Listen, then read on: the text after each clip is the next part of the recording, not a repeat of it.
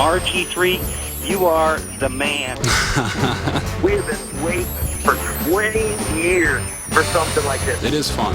Who would have thought getting knocked on your butt and throwing a touchdown would start a phenomenon like that? RG3 has brought the victory back to Washington, D.C.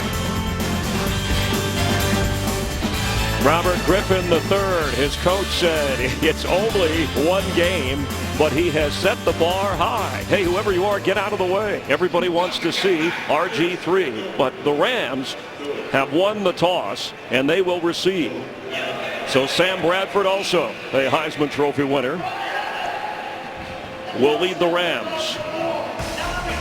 And you look at them up front, Chris, they get their running backs, and Steven Jackson's the bell cow for sure. But I think the big story is up front when you look at their offensive line. And Roger Saffold, who had a significant neck injury last week against the Detroit Lions, is playing today. And they'll need him against those outside linebackers and all the pressure they're going to see from the Washington Redskins. What Happy an for Roger. Emotional boost to have Roger Saffold back. Billy Cundiff will kick off. 9 kickoffs, 6 were touchbacks last week in the win over New Orleans down at the Superdome, where Mike Shanahan won his 3rd consecutive opening game as head coach of the Redskins. And Jeff Fisher, 13-6 against first-year quarterbacks, and a tough loss on the road in Detroit. They led all but 8 minutes of that game. And we were talking to Jeff the other day, and he said he was getting all these texts from friends after the Detroit game and say, "Hey, great job, man, way to battle." He said, "No, it wasn't a great job. We lost. We had an opportunity to win the game, and we gave it up with 10 seconds to go." So he will. That's erased. He hit the delete button. He'll have these guys cranked up, focused, ready to go today. And Chris Gibbons, the rookie, back to return. So game 2, Redskins-Rams happening here in St. Louis. And the Cundiff kick goes through the end zone. Rams come out on offense from the 20-yard line, and this Redskin defense up front. Stephen Bowen, ex-Cowboy, Cofield, an ex-Giant, and Carragher, an ex-Rams. And that's where it all starts, with those 3 guys inside defending the run. And they really want to, set the point at the line of scrimmage and let those outside linebackers set the edge and force it all back inside to a great player. And don't minimize it, a great player, London Fletcher. On the back end, D'Angelo Hall playing some nickel corner. We'll see him get into the slot today when they get into their 3 corners. This Redskins defense was terrific last week against New Orleans.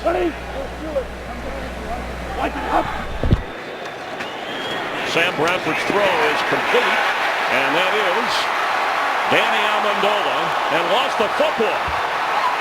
Picking up with it and running the other way for the Redskins is Josh Wilson.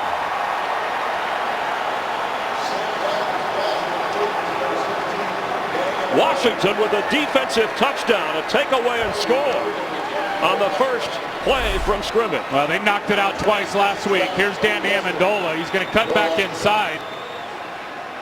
Oh, and that ball, Perry Riley with his right hand as Danny Amendola was getting tackled from his legs. Watch Perry Riley, 56, coming here with his right hand right there and punch that football out. That's a clear fumble, and it's going to end up being a touchdown.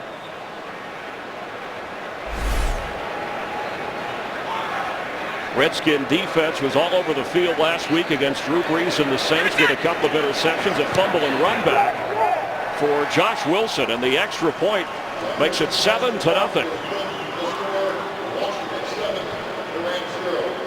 And they wanted to get Danny Amendola the ball in space, let him get out there early, make a play, and he's doing it all the way till the end.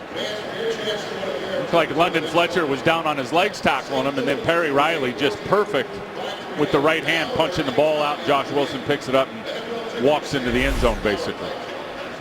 Rams have lost their last 5 home openers.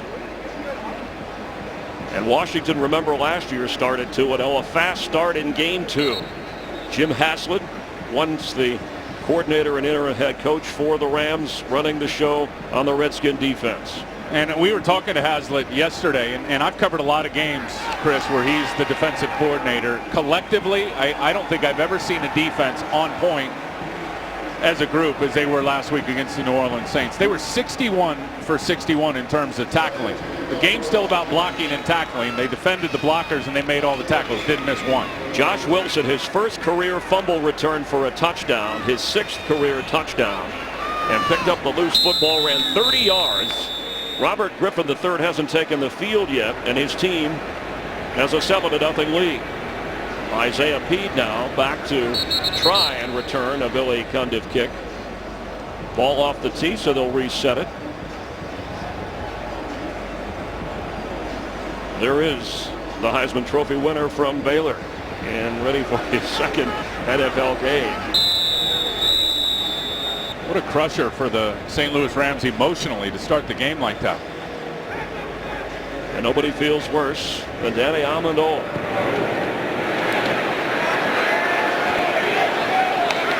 The rookie has a chance. Isaiah Peed cut down before he got to the 9-yard line. Excellent special teams play by Danny Smith's unit. Redskins bottling him up as D'Angelo Hall, who was all over the field in the slot from his corner position last week, also playing special teams and making the big play. Here's what I anticipate seeing from the St. Louis Rams today against that lethal defense. You're going to see a lot of the spread attack, which means getting your tight end and the regular personnel groupings out and away from the line of scrimmage. Try to get one of those linebackers walking out on him. We see right there with Ryan Kerrigan, who's going to work back into the outside linebacker position. Sam Bradford's second throw completes. There's a flag on the play as Amendola gets across the 16-yard line. Adam Carricker is down on the goal line. The former Ram first-round draft pick of the Redskins in pain. Catch made, no first down, flag down, and checking the injury. It's already a lot going on here with just 2 plays from scrimmage. And what we just saw, early first down throws is what we're going to see in this game. We've already seen 2 of them on first down. Defense number 23, 5-yard penalty, automatic, first down. Well, it just looked like his knee gave out on him as he was trying to push the offensive guard back. The right knee just gave way for Adam Carricker. Holding on the Redskins, so the Rams will have a first down when we continue. Today's game on Fox is sponsored by Southwest Airlines. Find our fares online only at southwest.com.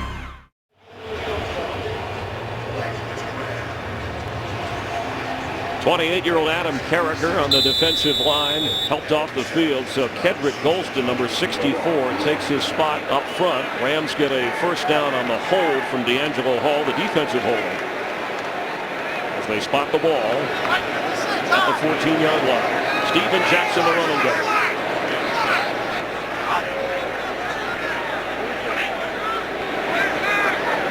Amendola in motion. Bradford completes. Out of bounds and hit hard once he was out of bounds, and here comes the flag. London Fletcher just drilled Danny Amendola. 3 plays, 3 passes from the Rams, and here comes London Fletcher. Danny Amendola actually had not stepped out of bounds. Personal foul. He was in the air number 59, when London Fletcher hit him. First down. And when London Fletcher left his feet to hit Danny Amendola was still in bounds, jumping in the air. He had never touched anything out of bounds by the time London Fletcher made contact with him. At age 37, still playing like a 27-year-old, you think he would know. And after the 12-yard pickup, the penalty of 15, it's a 27-yard gain for the Rams, up to the 41-yard line.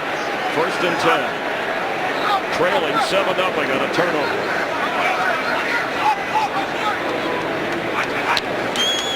Another quick throw. Amendola brought down right at the 40. Might lose a half a yard as Orakpo steps out to get it. 4 fast passes from the St. Louis Rams. Clearly trying to get Sam Bradford into a rhythm.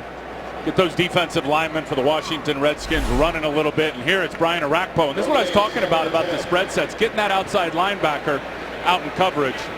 And this is just outstanding from Brian Orakpo. One-on-one with a guy in Danny Amendola who becomes a punt returner in space.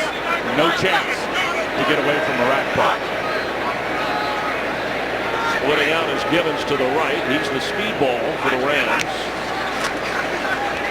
Bradford to Amendola. Nice fingertip grab inside the 45 of the Redskins for a first down. A gain of 16. Well, what a throw and what a catch right in between 2 defenders.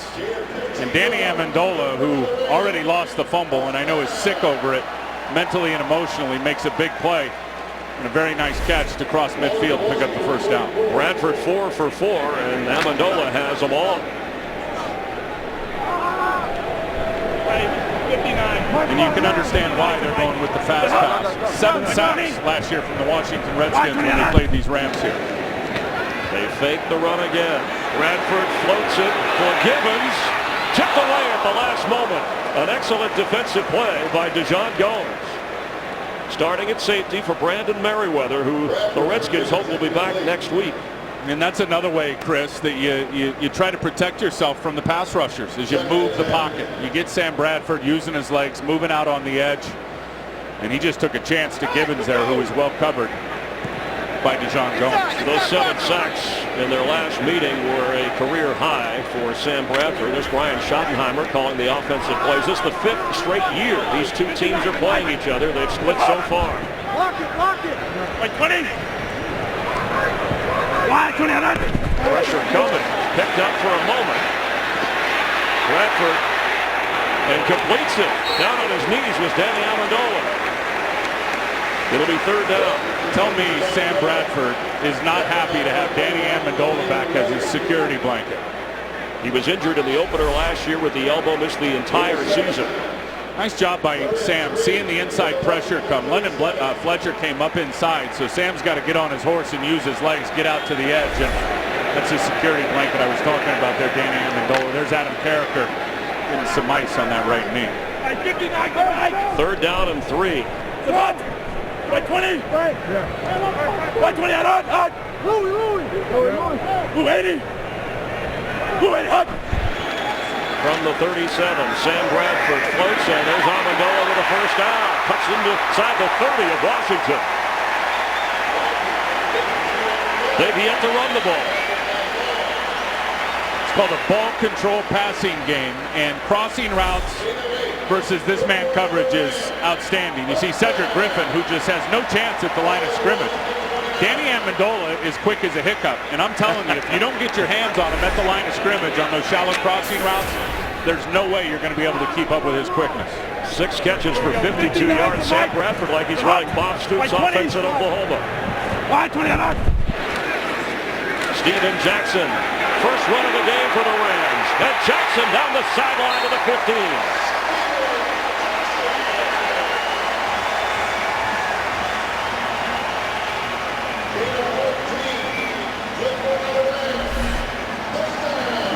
Now, first run of the game, it's all clogged up at the point of attack. Now Steven Jackson's got to bounce it. Look at him run right through that tackle attempt by London Fletcher.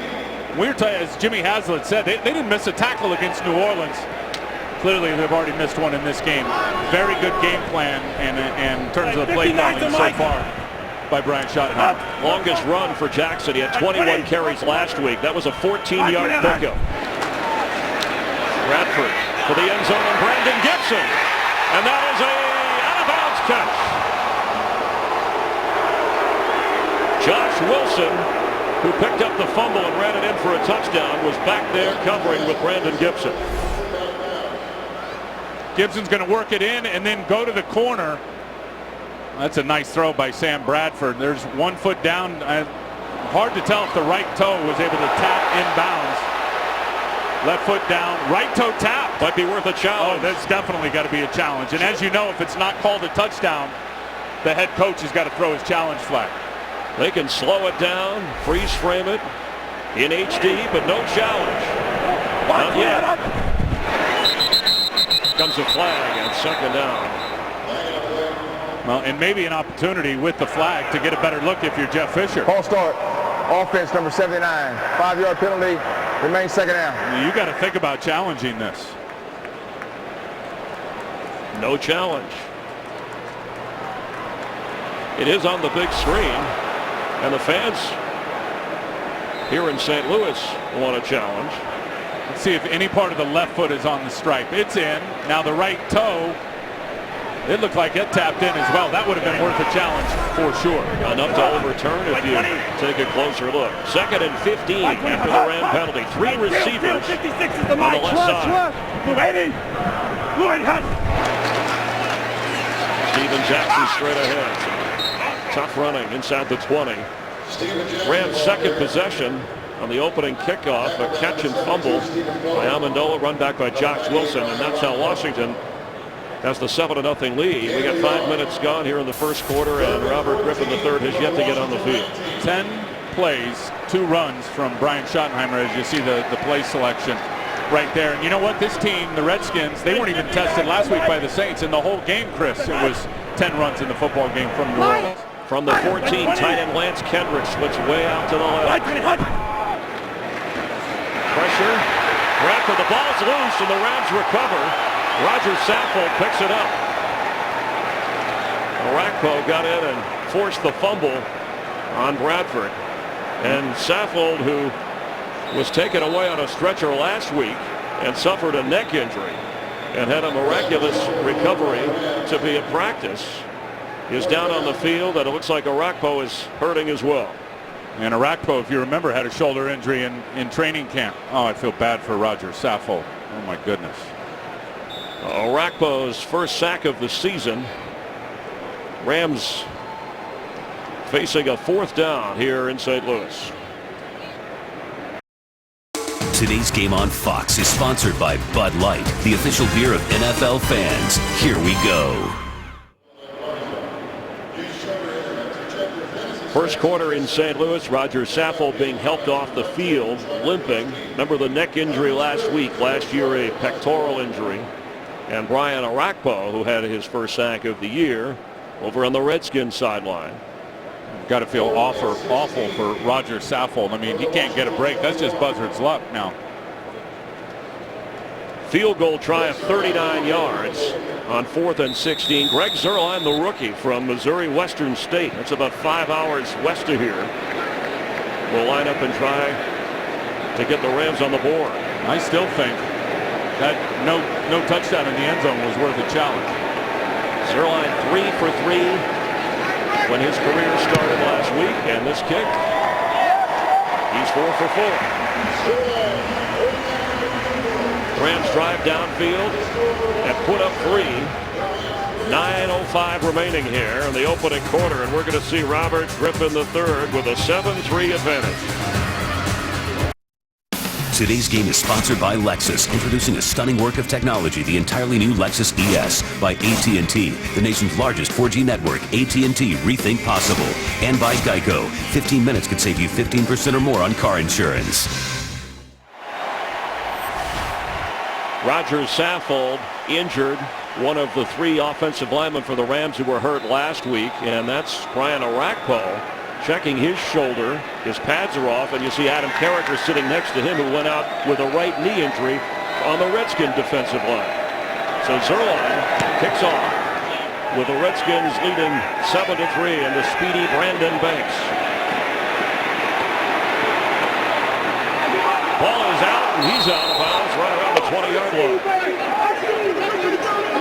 Are you going to put that bitch in the ground? And here is the second pick in the overall draft. He will not have Pierre Garçon, who is inactive today with a foot injury. He will have his big boys up front. No question about that. You look, Alfred Morris, 28 carries last week. Joshua Morgan now stepping in. Aldrick Robinson.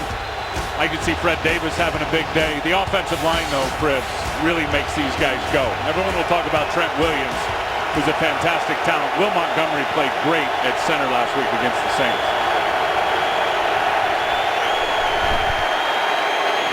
That is the rookie Alfred Morris from Florida Atlantic. James Laurinaitis brings him down once he gets across the 25-yard line. Ram defense still without their #1 pick, Michael Brockers, the tackle from LSU. Huge challenge for this group up front. The defensive tackles with all the combination zone blocks are going to have to stay on their feet and penetrate the defensive ends, trying to contain Robert Griffin III. Much upgraded at the linebacker position.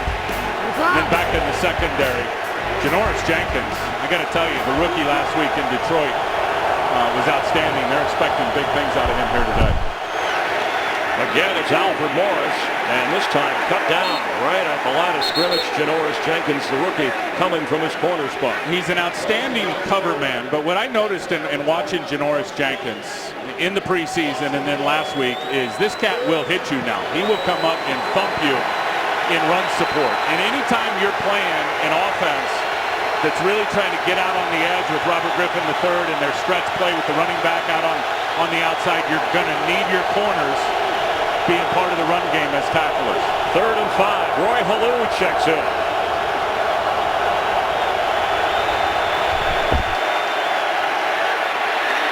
Robert Griffin III, and did he hold on at midfield? Aldrick Robinson making the grab and going to the turf for a Redskin first down. Aldrick Robinson, the start for Pierre Garçon, had a touchdown and 4 catches last week. Yeah, and a good throw will beat good coverage, and that throw was better than the coverage. Did that ball hit the ground and move before Aldrick Robinson had possession? That's the question. They hurry to the line after a gain of 12.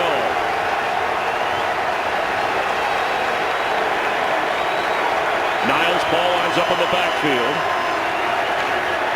Here goes Robert Griffin III, and the Rams are ready for him. Already in Jolon Dunbar's face as well.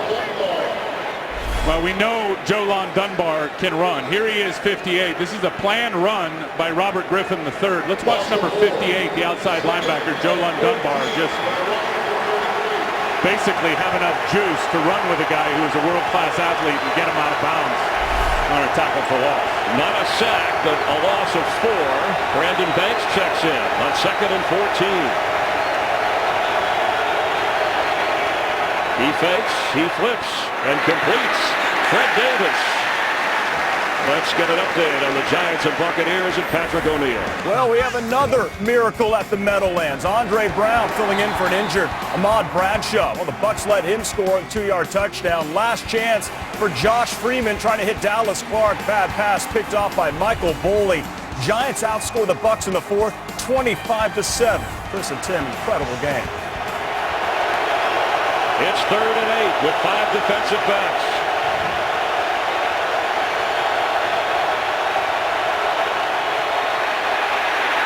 They got him. RG3 in the arms of Robert Quinn.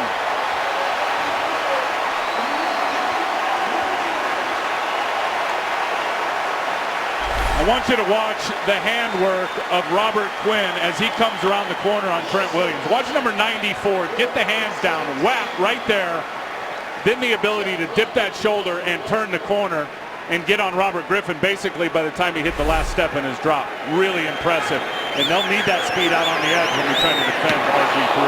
Sal Rocco had one blocked last week. That was close. And here's Amendola. Danny Amendola toward the sideline. No flags. Get up! 54-yard punt and a 21-yard return. And Robert Quinn, his 2nd sack of the season. What a story for that young man as he gets Brian Arakpo getting his pads back on, but out of the game for the moment as Rob Jackson, number 50, comes in at that outside linebacker spot. And Wayne Hunter, the former Jet, slips in at left tackle to replace Roger Saffold. Hunter 72. Now Steven Jackson is the back. Rams with excellent field position from the 38. It's 1st and 10.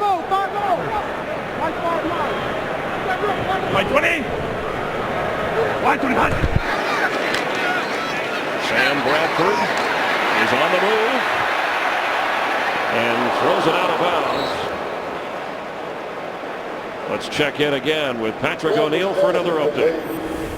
All right, thanks a lot. Well, Philadelphia, can they do it again? Remember last week, 4th quarter comeback to beat Cleveland. That caps off a 9-play, 80-yard drive, 1:43 remaining in the 4th. Thanks, Patrick. Carolina beat the Saints. He showed us the Giants over Tampa Bay. And how about the Arizona Cardinals upsetting the Patriots in New England? Incredible with Kevin Cobb as their starting quarterback today.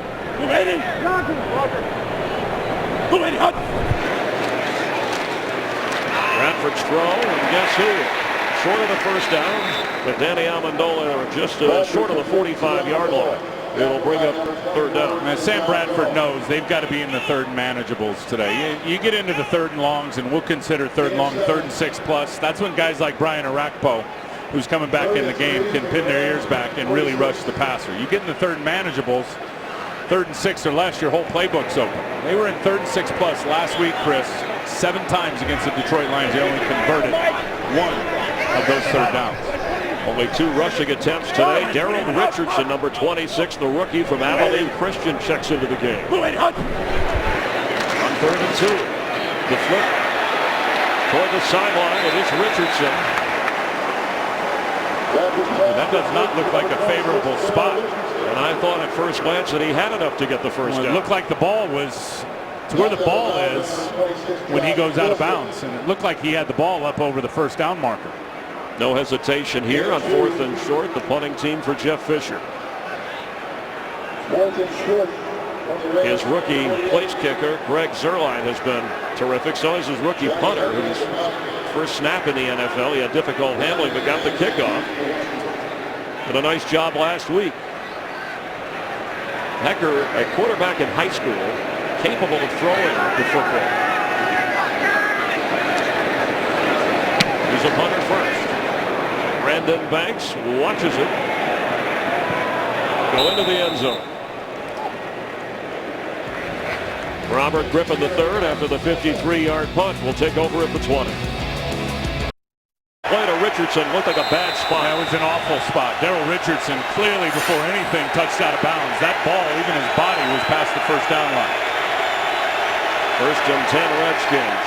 Joshua Morgan for a first down, leaping across the 32-yard line.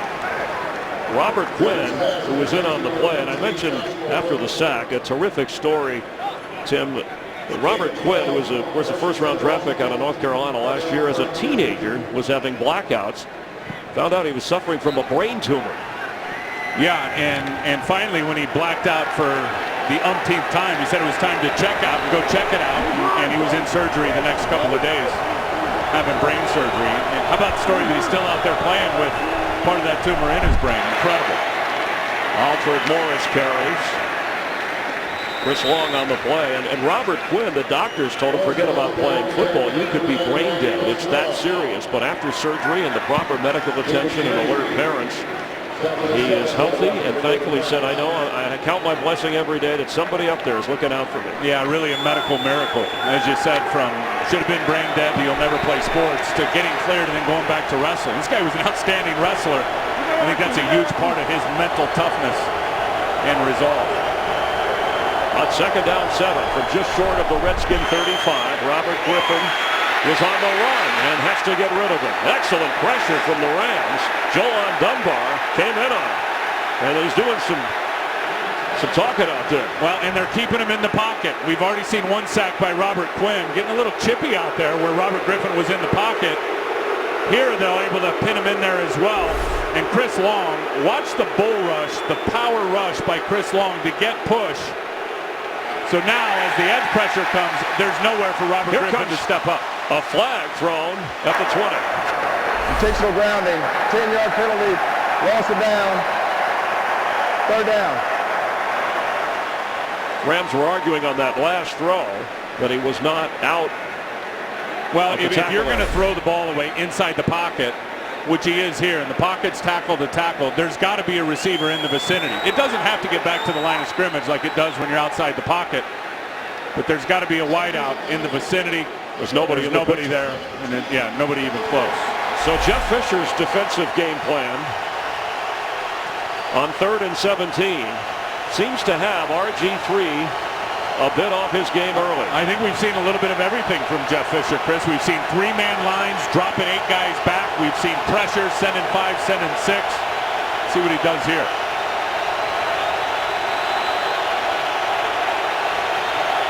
Play coverage, keep it up in front of you, and make a tackle before the first down mark.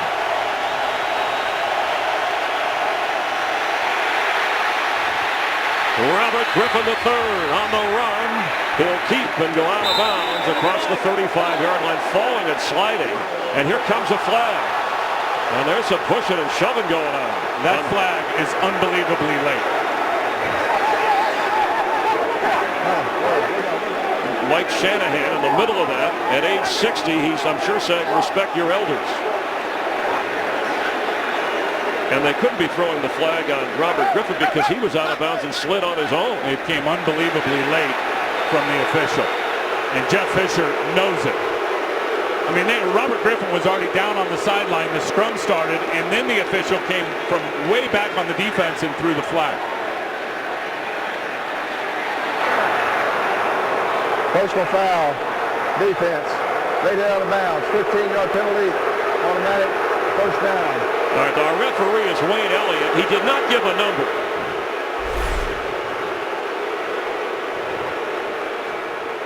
That's Sims that hits him from behind. So Robert Griffin's going to go down. He actually hits someone on the stripes over there. The flag still has not come out. He's not out of bounds here. Now he is. That's a terrible call. After a run of 10 yards and a 15-yard penalty, it's first down for the Redskins. Alfred Morris, the rookie, inside the 45 of the Rams. We've already seen, I think, a couple of awful things from the referees. I mean, clearly that was a bad spot on the sideline for Daryl Richards. Questionable call in the end zone. I thought very questionable. I thought it was a questionable call on London Fletcher's late hit on Danny Amendola, who was still in bounds when London left his feet to hit him. And that one there should not have been a penalty when they hit Robert Griffin III. So the 6th-round draft pick Morris picks up 6 on 2nd and 4.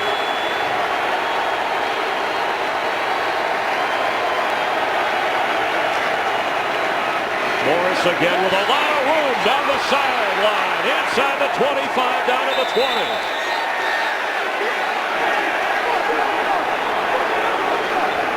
Alfred Morris from Florida Atlantic, the Owls' all-time leading rusher, a 27-yard gain. And watch the lane they get for him. They get the kick-out block here and then get the offensive lineman up on James Laurinaitis. You see, there's the kick-out on Chris Long. Then you get your offensive guard, Chris Chester, number 66, on James Laurinaitis, and there's a big alleyway for the rookie runner, Alfred Morris. And Morris, who started 4th on the depth chart when he was drafted, has moved on up as the starter. Had 96 yards and a couple of touchdowns last week. Here's RG3. Hit out of bounds inside the 15. Again, it's Joan Dunbar who is able to race with him. We apologize if any language got on the air by the sidelines that maybe you might not. Did I just hear Robert Griffin say he's leading with his helmet? I thought I heard Robert Griffin say that. Robert, when you cross the line of scrimmage as a runner, players can lead with their helmets. Now, they can't launch, they can't spear, they can't put their head down, but when you become a runner crossing the line of scrimmage, you're going to get hit with the defense's helmet. 2nd down, 6. Alfred Morris remains the back. Leonard Hankerson in at wide receiver as Morris carries. And the Rams eventually get to him down around the 10-yard line, so they bring up a 3rd down. Ball coming out at the end there with Craig Dahl, but it was whistled down. It's been a feisty first quarter. Injuries, guys getting after each other. A fumble run back for a touchdown by Josh Wilson. A Greg Zuerlein field goal. Danny Amendola has been all over the field with 7 catches for Jeff Fisher's team. But he also had the fumble. 3 receivers on the left side on 3rd and 2.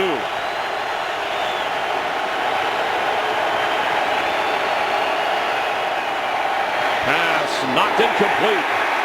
Janoris Jenkins with excellent coverage on Leonard Hankerson.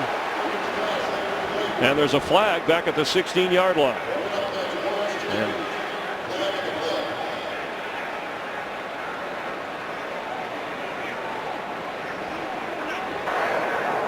Personal foul. Unnecessary roughness on the defense, number 94. Half the distance. Automatic. First down. The call is on Robert Quinn, Ram defensive end. I'd like to see the personal foul. At least we got the number this time from referee Wayne Elliott. And Jeff Fisher's probably wondering the same thing. Well, Jeff's looking up on the Jumbotron here and getting a look at the play. But the Redskins have been able to take advantage. It's 1st and goal from the 5. Morgan splits out to the right. Morris the back. Hankerson on the left. This is where the speed of Robert Griffin and the misdirection stuff and him out on an edge can kill a defense. With 2 tight ends. Robert Griffin has it, and that's a touchdown for RG3.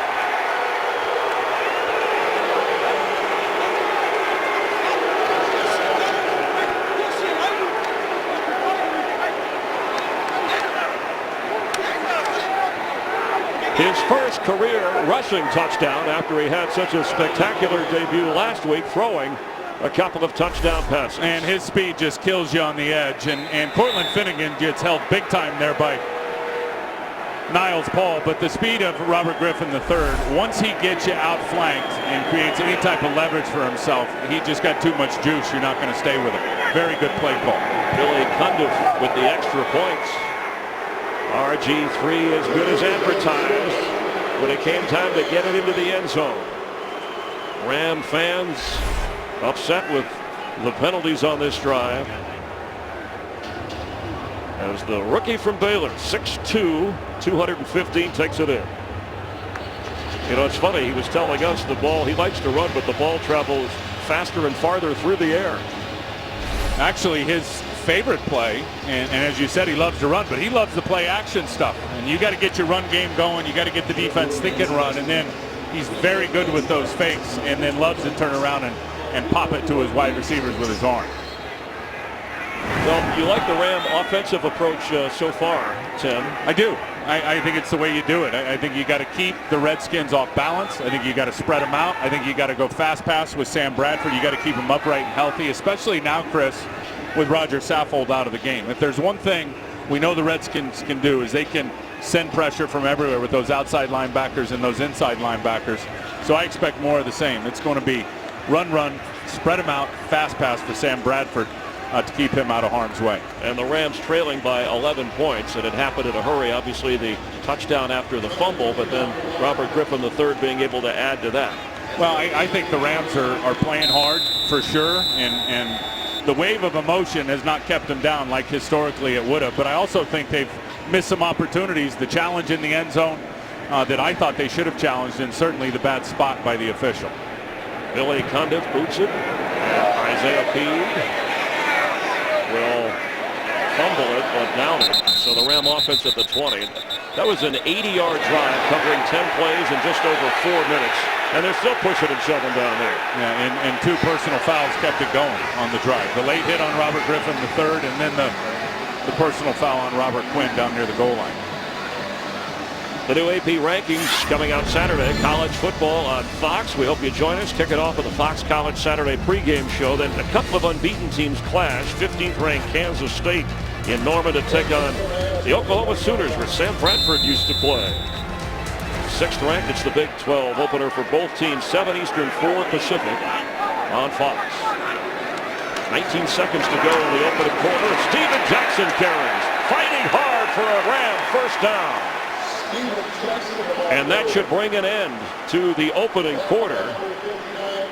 A quarter lit up with penalty flags. And a touchdown run from Robert Griffin III following a Josh Wilson return of a fumble for a score. It's the end of the opening quarter in St. Louis. The Redskins lead the Rams 14-3.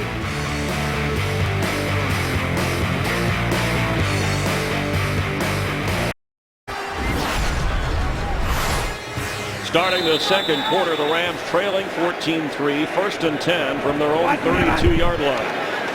Steven Jackson with a carry and has room. Runs into his own man up there, another first down for the Rams at the 42-yard line. Each team, by the way, with 3 penalties called on both the Rams and Redskins. Yeah, and each team trying to add a little insult to injury when they get a guy down. Watch this on Robert Griffin III. Jolon Dunbar jamming his head in the ground a little bit.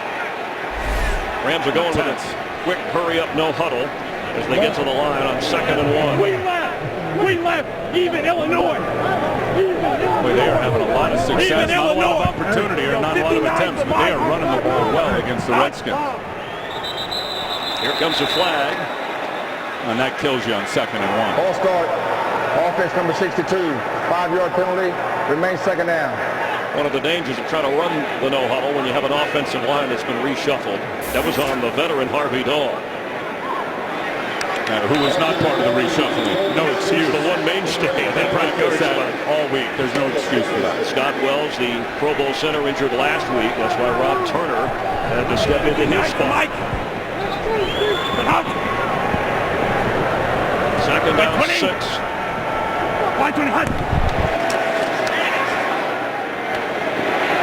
Kenny Amendola for a first down catch. And let's check in with Patrick O'Neill. Chris, of interest to those Skins fans is how Dallas would play at Seattle. Not a great start until this. Tony Romo lays it up. Miles Austin, that would be confirmed a touchdown. Right now the score is Seattle 10. Dallas 10-7 is the score. Back to you. 59 for Mike. Thanks, Patrick. And the no huddle to the line, something Sam Bradford said he thought they would have run more of last week against Detroit on 1st and 10.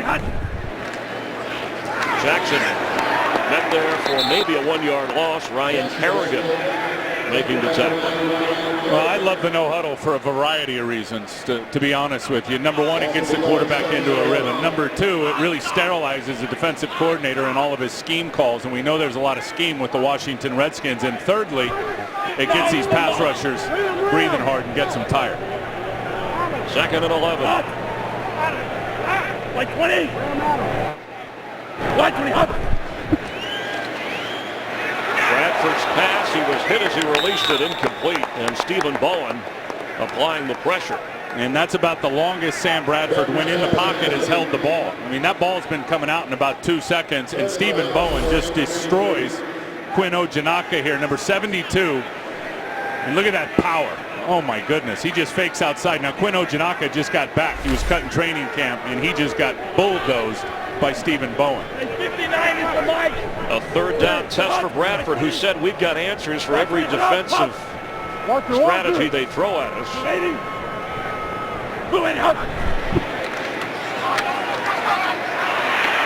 Wide open is Brandon Gibson. That's a 1st down inside the 40 of the Redskins. And if you're going to play zone against Sam Bradford, who can stand in the pocket and stand tall at 6'5", those zones are going to break down if you don't get pass rush. And they are just picking apart these zone defenses being deployed by Jim Haslett defensively for the Redskins. Gibson was the star last week with 4 catches and a touchdown. They go back to the line after a gain of 19.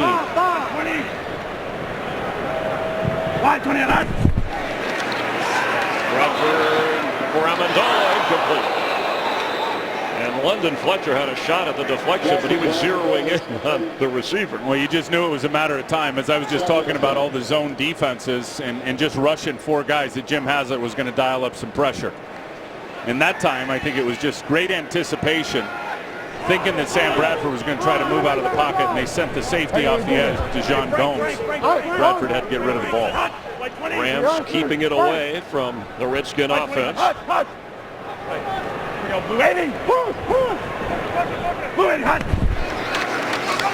Steven Jackson straight up the middle.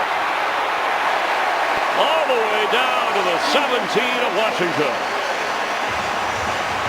Chris just talked about the pressure from the Redskins. They also love to run blitz, and they get caught here. Look at the left of your screen, 59 London Fletcher coming on a blitz.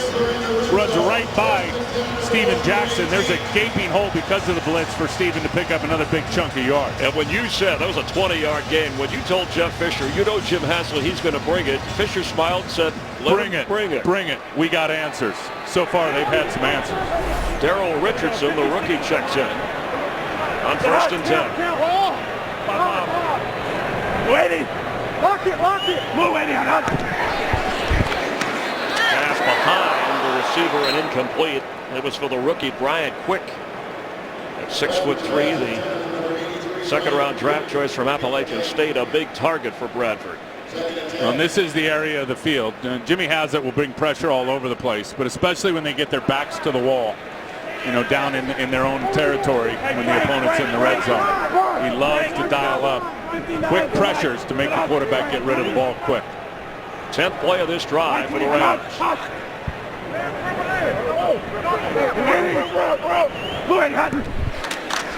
That's Daryl Richardson. The rookie stopped hard at the 10-yard line by Madieu Williams, who had to come up from his safety spot. Give that offensive line some credit. And it doesn't matter if it's been Steven Jackson or Daryl Richardson there with his first carry. They're running about 8 or 9 yards a clip. And the Rams, Brian Schottenheimer, the offensive coordinator, said when Steven Jackson needs a break, that's when we want to go to Richardson. He reminds us a little bit of a Steven Jackson. And what's interesting, Chris, about it is Isaiah Peed was their second-round pick, and here the late pick, Daryl Richardson, basically beat him out in training camp for playing time.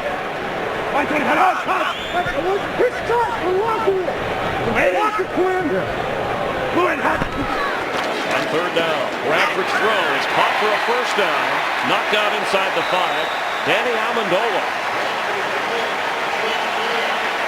9th catch of the game.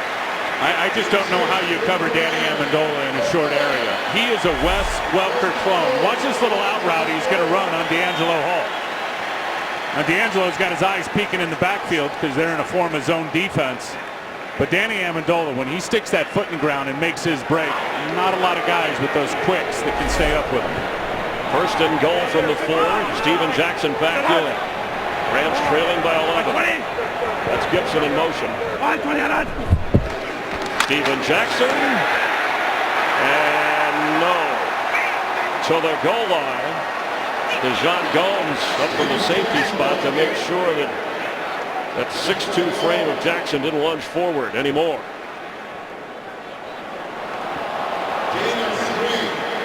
Well, you got to give the Rams a lot of credit mentally and emotionally. Good blocking up front. Steven Jackson just runs over to Sean Gomes. That ball looked like it may have crossed the plane before his knee was actually down. Very close. But Jeff Fisher has got these guys cranked up now. And you know, over the last couple of years, if they get into this position, started the game the way they did, mentally they'd be in trouble. Not anymore with Jeff Fisher calling the shots. The Rams have called a timeout. Today's game on Fox is sponsored by Chevrolet. From kickoff to the last yard, Chevy runs deep. By Burger King and our delicious new line of salad wraps. And by Taken 2, starring Liam Neeson. The man with a particular set of skills is back.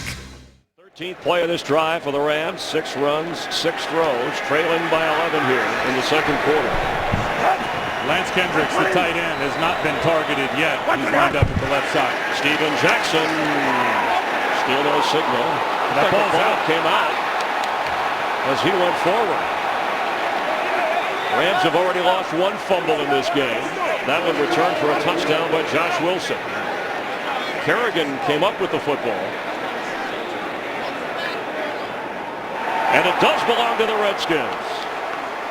Ryan Kerrigan with the recovery for Mike Shanahan's team. Look at London Fletcher just flying over the top.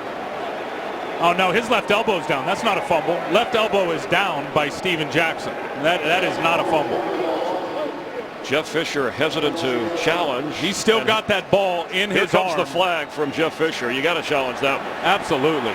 And Jeff Fisher did just challenge. The ball's in his right arm, possessed, secure when that whole left elbow and left arm's down on the ground. Steven Jackson had it right. He said he was down.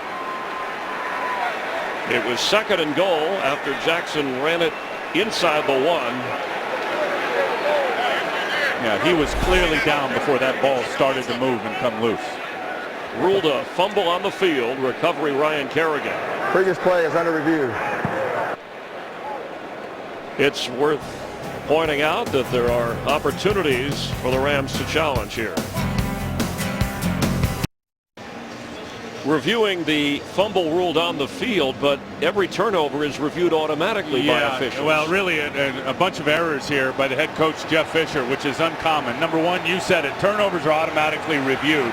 So he wasted a challenge, throwing the challenge flag. But on top of that, in reality, by the NFL rulebook, he should have been penalized for throwing a challenge flag on a play that's automatically reviewed upstairs. That would be a 15-yarder, and these guys are already going at each other, even during a review. Rams and Redskins, they're not in the same division, but for the 5th straight year, they have played each other. And there is some carryover. Let's take another look at the play. He looks down. The arm is clearly down. He's still got possession of the ball. This is not a fumble. But now do you... But call the fumble, it automatically goes upstairs for review. But they weren't reviewing it, so Fisher, does he get penalized either way? after he throws the challenge flag.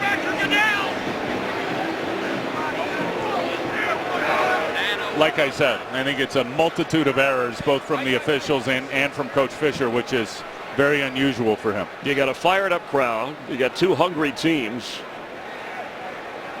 And you got an official that has had his hands full, not only throwing the flag, but For separating. further review, the player was down by contact at the 1 yard line.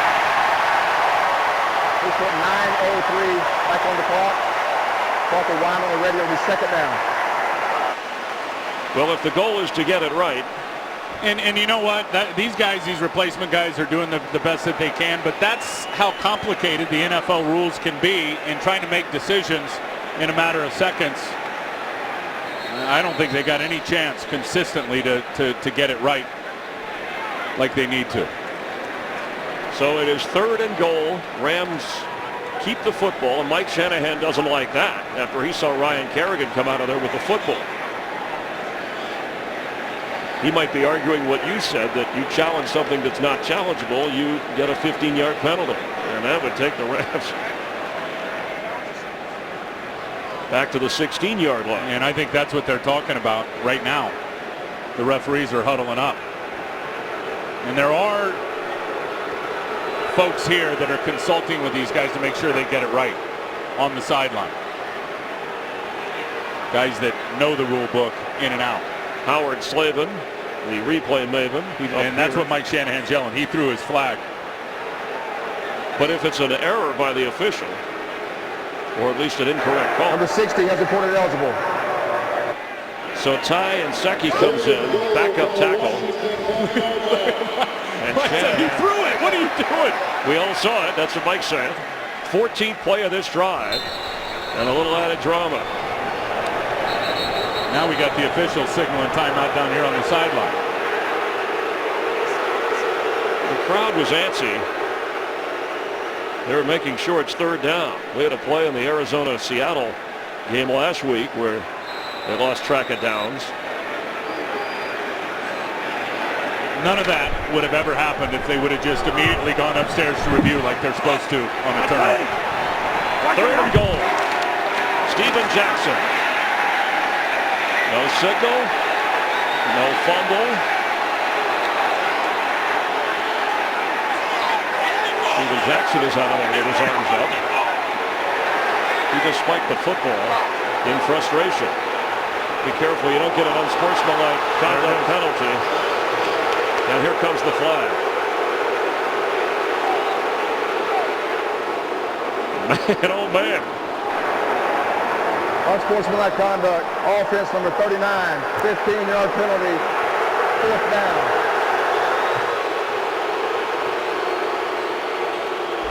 Jackson thought he had scored, wasn't called a touchdown, and spiked the ball in frustration. Well, he up under London Fletcher again, and he's driving himself into the end zone. Let's look at the bottom of the pile. And there's no way you can tell, at least from this angle, whether or not Steven Jackson crossed the plane or not.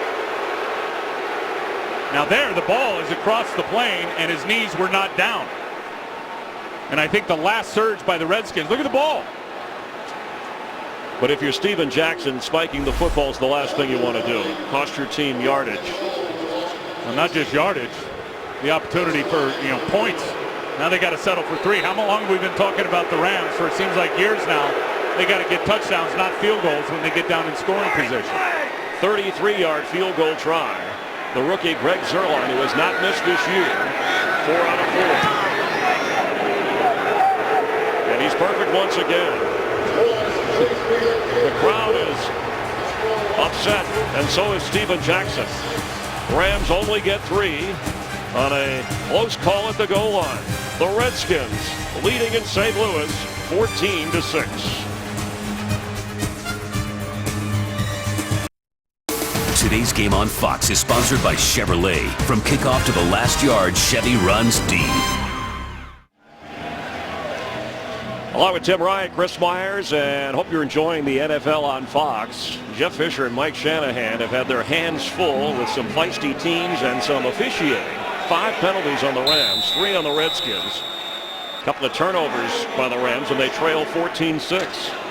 Robert Griffin III has attempted 4 passes, and he's run 4 times. The Rams have had the football most of the time. Zerline picks off, and Brandon Banks will down it. Redskins come out to the 20-yard line. We welcome in our Fox rules analyst from the command center, Mike Pereira. And Mike, help us with some clarification here. I'll tell you, here's clarification. You really need to get the regular refs back on the field because the things are not getting enforced properly. Jeff Fisher cannot throw the challenge flag on that play because it's automatically looked at by the replay official upstairs. That's the new rule, that all plays that are ruled a turnover, a fumble recovered by the defense automatically becomes reviewable. So they somehow let him get away with that 15-yard penalty. And a spike in the end zone, if that ball never got a close look, but if it was in the end zone, that's not a foul either. Too many things are happening in this game that are just not good. On 1st and 10, Robert Griffin III. The short pass complete to Santana Moss. Mike, go ahead if you wanted to finish your thought. I couldn't agree with you more, Mike, on everything you just said, by the way. You know, I mean, it's really, I mean, I understand what's going on here, but you have to look at some of the games and some of the things today and say, you know, we just need to make some progress here on both sides and get this thing closer to a resolution because that first quarter that we've had in your game just was not good.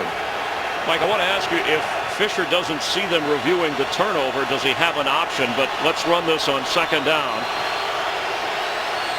As the pitch goes to Alfred Morris, who is brought down by Cortland Finnegan. So what about it, Mike? He has no option. The fact that it was ruled a turnover, ruled a fumble, ruled recovered by the defense means he has no option whatsoever. It's just like a scoring play. If it's ruled a score, you cannot challenge that. That's for the official upstairs to decide, and it's a 15-yard penalty no matter when you throw it. Thank you, Mike, for clarifying as best you could. What a mess on 3rd and 7.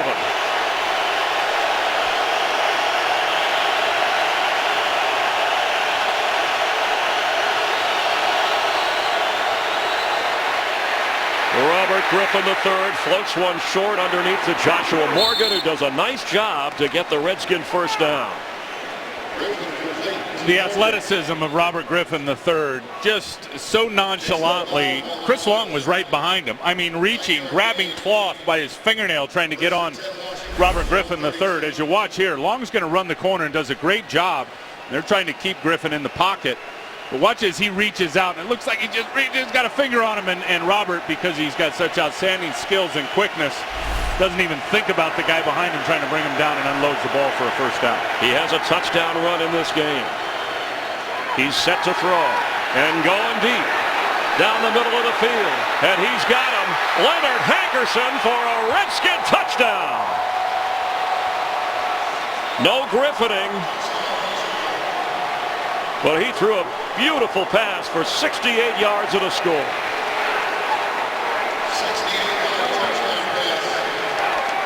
There is a flag in the end zone. Well, he beats Janoris Jenkins like a drum. A little stutter and stop, and look at the gap of separation. Perfect throw by Robert Griffin III. And did he go down on his own in the end zone? That's going to be the question of what the penalty was. What a great throw to a wide open Leonard Hankerson. Looks like he just picked up his flag because it looked like the actual hit by Janoris Jenkins knocked Hankerson to the ground. And automatically scoring plays confirmed as Billy Cundiff comes on for the extra point.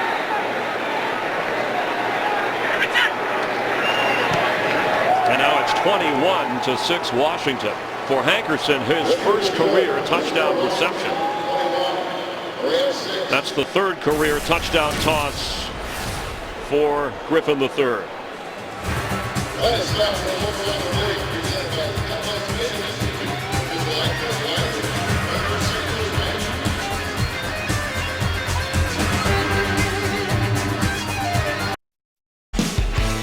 Last year, the Redskins had no receiver that caught a pass and ran it into the end zone for a touchdown. They had 2 last week, and Leonard Hankerson on another one. But the flag thrown and then picked up, he clearly scored, but there was a bit more celebration than normal. Well, he went down at first, and I don't think it was on his own, so they picked the flag up, but they should have ended up calling a flag later when he celebrated with his teammate and went to the ground. Chris Gibbons watches The boot go to the back of the end zone. The Rams come out to the 20-yard line. It's been an eventful first half, and while the Redskins get touchdowns, the Rams wind up with field goals. This week, baseball's postseason battle continues. The National League wild card, a little crazy. Braves and Phillies among the teams you'll see. The Dodgers in the mix. Cardinals are in the hunt as well. Fox Saturday Baseball this week at 3:30 Eastern, 12:30 Pacific. And in Washington, yeah, they're buzzing about Robert Griffin III. But not only Steven Strasburg, but Bryce Harper and those first-place Washington Nationals. We'll see them in the postseason. Well, they've been back in Washington, what, 8 years? First opportunity for a little postseason baseball play.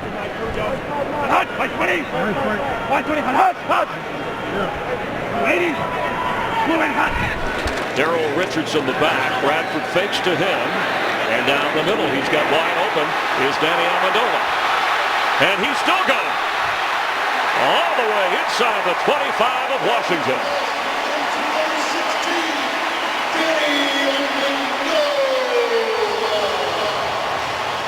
He already has 10 catches, and that a 56-yard catch and carry. What did he tell us the other day? That he was agitated. The whole team was agitated at how they lost to the Detroit Lions. And the fire was burning out on the practice field all week long. Danny Amendola is showing up big time. Jim Haslett's got to find an answer for him. You cannot play zone coverage, it appears, in this game against Danny Amendola, because he's going to window shop. When I say that, he's going to find the open windows. And he's going to be right there for his quarterback, Sam Bradford.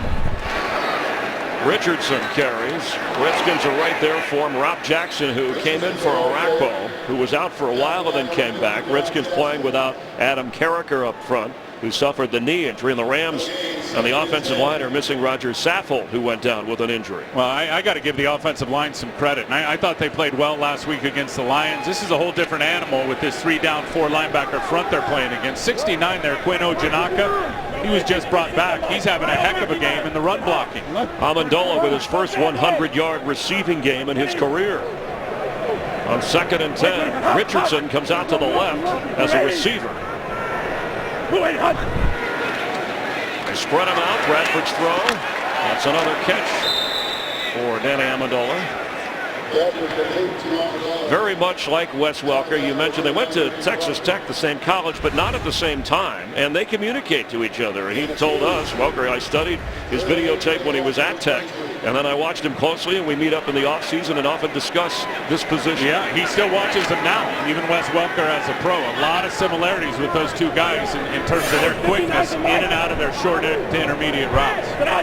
3rd and 8 for Sam Bradford. They're going to try to zone Amendola off again.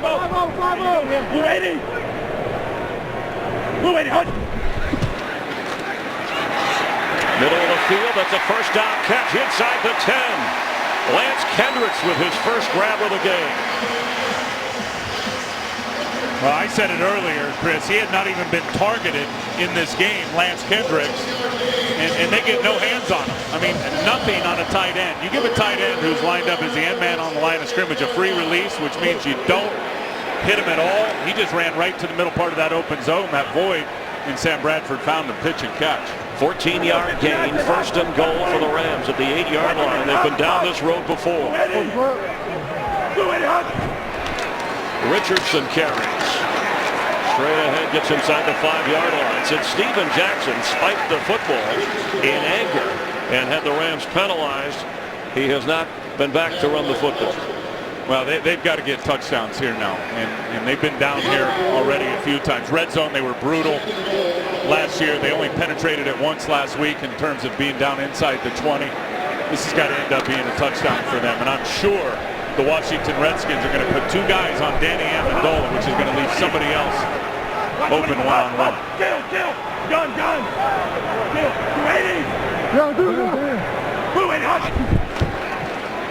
That's Darrell Richardson, cut down at the goal line by Madieu Williams. It'll be 3rd and goal for the Rams. Gotta be thinking 4-down territory.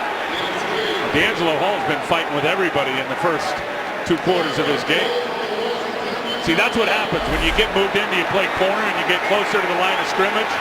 Now you got to deal with all the big fellas in there. Mixing it up. Trailing 21-6.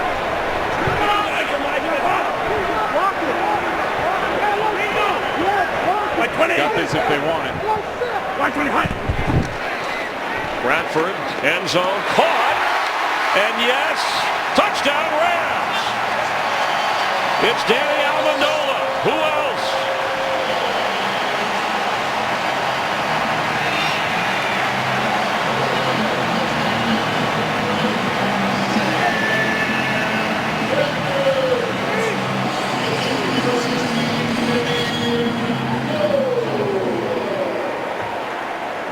Remember how I was talking a minute ago about getting hands on guys when they're releasing from the line of scrimmage? You're on the 3-yard line and you don't get your hands on Danny Amendola and give him a free release into the end zone, you got no chance.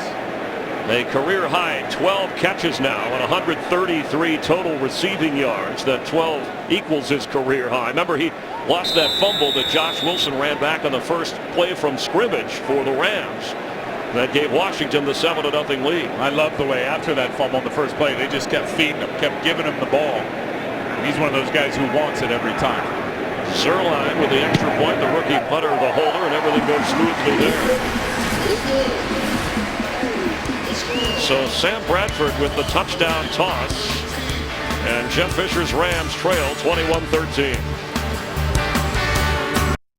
Danny Amendola equaling his career high with 13 catches, getting into the end zone. An undrafted free agent from Texas Tech who had to fight his way through. He was briefly with the Dallas Cowboys. I'll tell you this, if Jim Haslett doesn't change his approach and how they're going to defend him and get some hands on him at the line of scrimmage and maybe play a little more man coverage with some help behind it, Danny Amendola may have 25 catches in this game.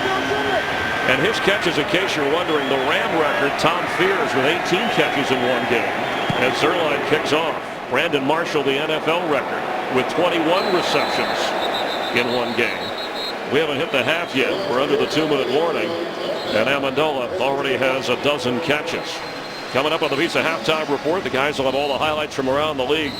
The Giants and Buccaneers in a wild one. The Cardinals upset the Patriots in New England. How about Carolina? The Saints are 0-2. And they'll update you on the Cowboys and Seahawks. It's coming up on the Visa halftime report. All your fantasy stats and highlights. We mentioned Tom Fears and his 18 catches in one game, a Ram record. You know, there's always a fire.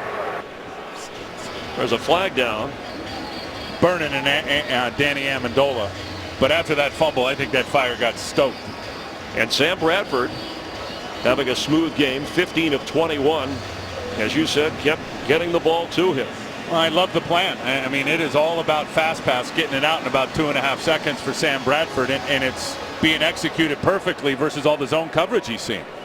So with the penalty, offsides against the Rams, they're going to make him kick it again rather than tack on 5. The hope that Brandon Banks will bust one. And I got to tell you, a bit surprised with all the zone coverage. Typically, you're going to see more man coverage against quarterbacks that don't have real good mobility skills that you're worried about crossing the line of scrimmage as a runner. I know the Redskins aren't worried about that with Sam Bradford. I think they're making it easy on him by sitting back playing generic zone coverages. And maybe what they're discussing. Sam Bradford, meanwhile, with Steven Jackson, who has 8 carries for 58 yards, including a 20-yard run, but has not been back in since that spiking penalty, and Darrell Richardson has carried the load. Chris, they other than the scoreboard, they have dominated this game in total yards in terms of time of possession. Yeah, they've had it twice as long as the Redskins. And that was the story of the Redskins last week. Had it almost 40 minutes against the New Orleans Saints. The script is flipped today on Washington.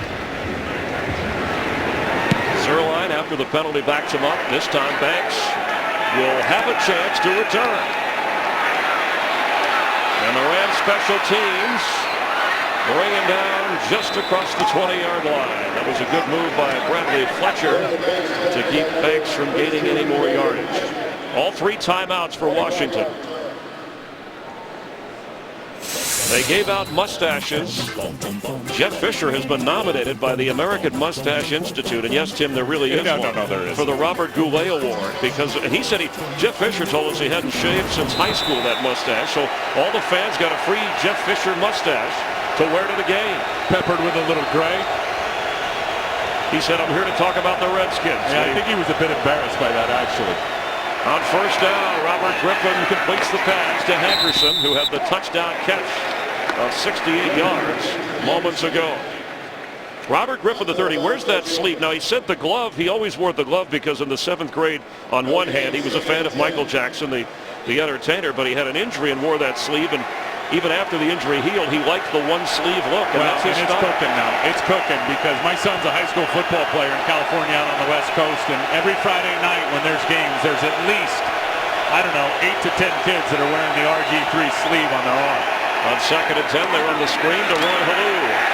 And he is knocked down right away. And to bring up 3rd down is Jolan Dunbar, who's been everywhere for the Rams in the first half, makes the play. Well, what an acquisition in the offseason in free agency coming up from the New Orleans Saints. And they knew anytime this guy gets in the backfield early, screen alert, watch Jolan Dunbar get into his drop and then just accelerate and go get it before the offensive lineman can get out to him.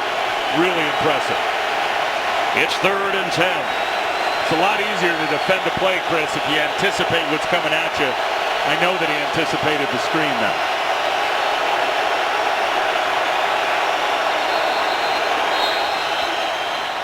And a timeout was called before. Timeout. Washington. Before the clock ran out. So the Redskins will have 2 timeouts remaining, as will the Rams.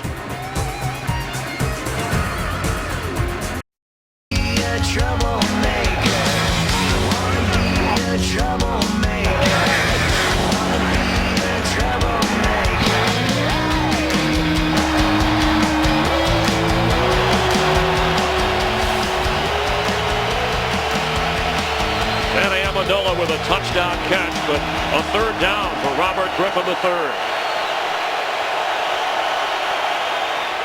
He's going to run it.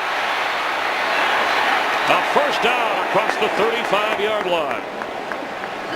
As Robert Griffin III told us, as the Redskins use another timeout, part of the sleeve and the glove was he remembered what Deion Sanders said about if you look good, you feel good, and if you feel good, you play good, and if you play good, you get paid good. You know, when you talk to him, he has style in a natural, he's got a winning smile anyway, but he just has style naturally. Well, there's an aura. Too hard. No, there's an aura about him for sure, and you can sense that right when he walks in the room. I talked about it in the open in terms of his confidence. He's unbelievably intelligent. This guy's a thesis away from getting his master's degree in college. And he wants to do it on digital media and film, which is kind of a virtual reality, so you could go to a video game and play football through just a headset. He's the only guy, I think, who ever used plethora in a production meeting with us. And according to the records, that is the first or plethora? Plethora, I think is how he is. That's it. Tomato. Plethora is the correct one. Didn't we have this argument last year with futile and futile? Graduated 3 years from high school, 3.5 years with a degree in college. And he's doing what he likes to do. That pass is intercepted by Cortland Finnegan.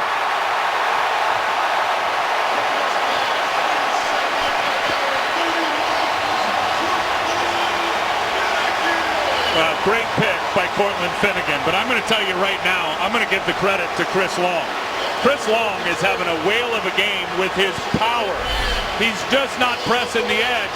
Watch the power on Tyler Columbus, the right tackle, which is going to affect the throw of Robert Griffin III. Bang, right under his pads. Griffin's got to float to the side, try to unload it. Never saw Cortland Finnegan. They looked like they had some form of double coverage on Fred Davis, but that all started with the power rush of Chris Long at left defensive end. That's the first career interception thrown by Robert Griffin III for Finnegan, his 2nd pick of the year in the 2nd game. Radford's throwing wide open to Steve Smith at the 33-yard line. Washington, no timeouts. Rams have 2. Washington with 1 timeout. The Rams have 2 remaining. And there they are, the little yellow lights you see under the team main line. 2nd down 2. Radford's going to run it. Gets a 1st down. Slides inside the 20. And here comes a Ram timeout.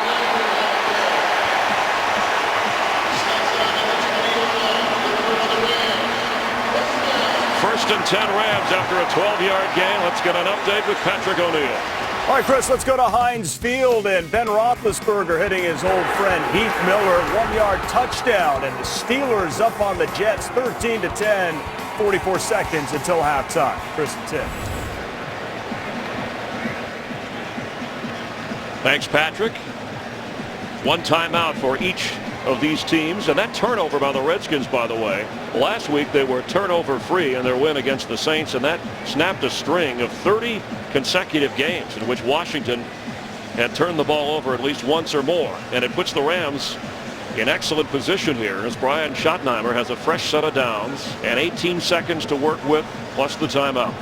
Well, how much do they love the acquisition of Cortland Finnegan? 10 tackles, a pick, a touchdown last week, and he's at it again today. And not just so much in coverage as a guy who can, go make plays on the ball. He is outstanding in run support as well. Great pickup in the offseason. Wherever Danny Amendola is, if I'm a Redskin, I'm paying close attention. Middle of the field, that's Steve Smith. Clock will run, and the Rams are going to use their last timeout. See, now Danny Amendola is going to end up being a decoy in some situations where you send him vertical, he's going to end up taking a couple defenders with him, and then you just run a little slant route underneath. After a pickup of 6, you have 11 seconds, but no timeout. So you either take a shot at the end zone here, make sure you don't get sacked, as Zerline, who has yet to miss as a pro. Well, that's the big thing now is taking a sack. You take a sack here, you're going to lose the opportunity to get points. You can't run it. I think you take 2 shots at the end zone. It's second down. You can take 2 here and then come in and kick the field goal, but the ball has got to travel over the goal line. You cannot risk anything up in front of the goal line. Rams have trailed from the start. Josh Wilson a fumble return for a touchdown. Robert Griffin III a touchdown run and a 68-yard touchdown throw to Leonard Henderson. Amendola reached the end zone for the Rams. The Redskins know exactly that as they got everybody sitting in the end zone. And he's getting rid of it. Here comes a flag after the throw. Inside the 24-yard line. Holding, offense number 72.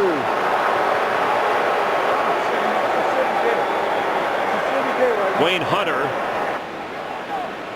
free agent pickup who was run out of New York. Now you just kick it. You don't even take another risk here. With 7 seconds, you don't want to make this a longer field goal than you have to for the rookie Zerline. Well, and Mike Shanahan is flustered. It's a 10-yard penalty. Replay, second down. Yeah, there's the hold. He's got his hands outside the frame of Rob Jackson. That's actually a good call. You can start outside, but you got to get your hands back inside. Wayne Hunter never did that. A 42-yard try. He was 3 of 3 last week, including a couple of 40-yarders. Greg Zerline, the rookie, 2 of 2 today. Rookie holder is the punter, Johnny Hager. Whistle blows before the kick. Is this a Shanahan freeze? Classic. It might be. He was also asking about a runoff. Before the kick, timeout, Washington. 30-second timeout. There's the Shanahan freeze. He'll look at the official. Timeout, timeout, right before he's going to kick it.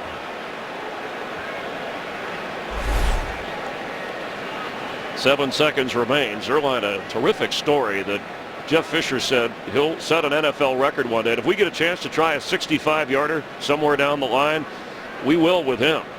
He made a 60-yarder in pregame warm-ups with ease. Well, I guarantee you that'll be all about game situation. If they're down in the game and it's late, you're not given that kind of field position. But in a situation, Chris, where it doesn't matter, they'll let that guy go for it.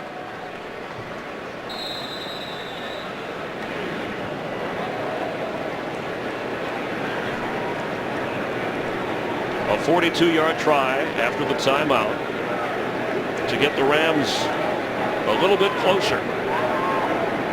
They had trailed the entire first half.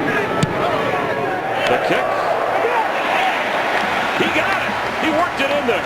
That thing had velocity on it. It looked like it was going to hook to the left, and it just like had a vapor trail right between the uprights. 2 seconds remain.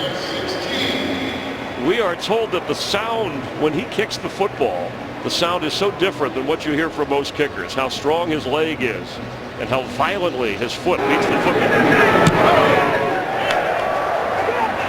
Sounded like you hitting the one wood, Chris. And he usually goes way to the left. Look at this thing. As it was starting to hook to the left, it just decided, I'm going to straighten back out and slam right inside the upright.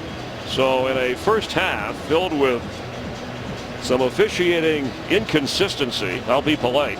They've been awful. Okay. They've been awful, really. And even the penalty on Steven Jackson should not have been a penalty as he spiked it in the end zone. They've really played a part in taking points off the board for the St. Louis Rams. But I got to tell you how impressed I am with St. Louis, with all the adversity, all the issues on the field, with an injury to their left tackle, with the way the game started. They get down by a touchdown right away on the first play with a fumble that's picked up by the Redskins.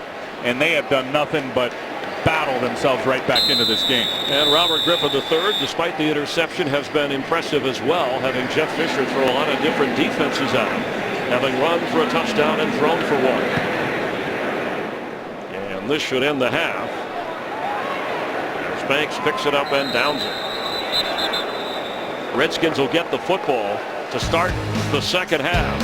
Tim Ryan, Chris Myers enjoying the Rams and Redskins. Let's go to Kurt Menefee for the Visa halftime report.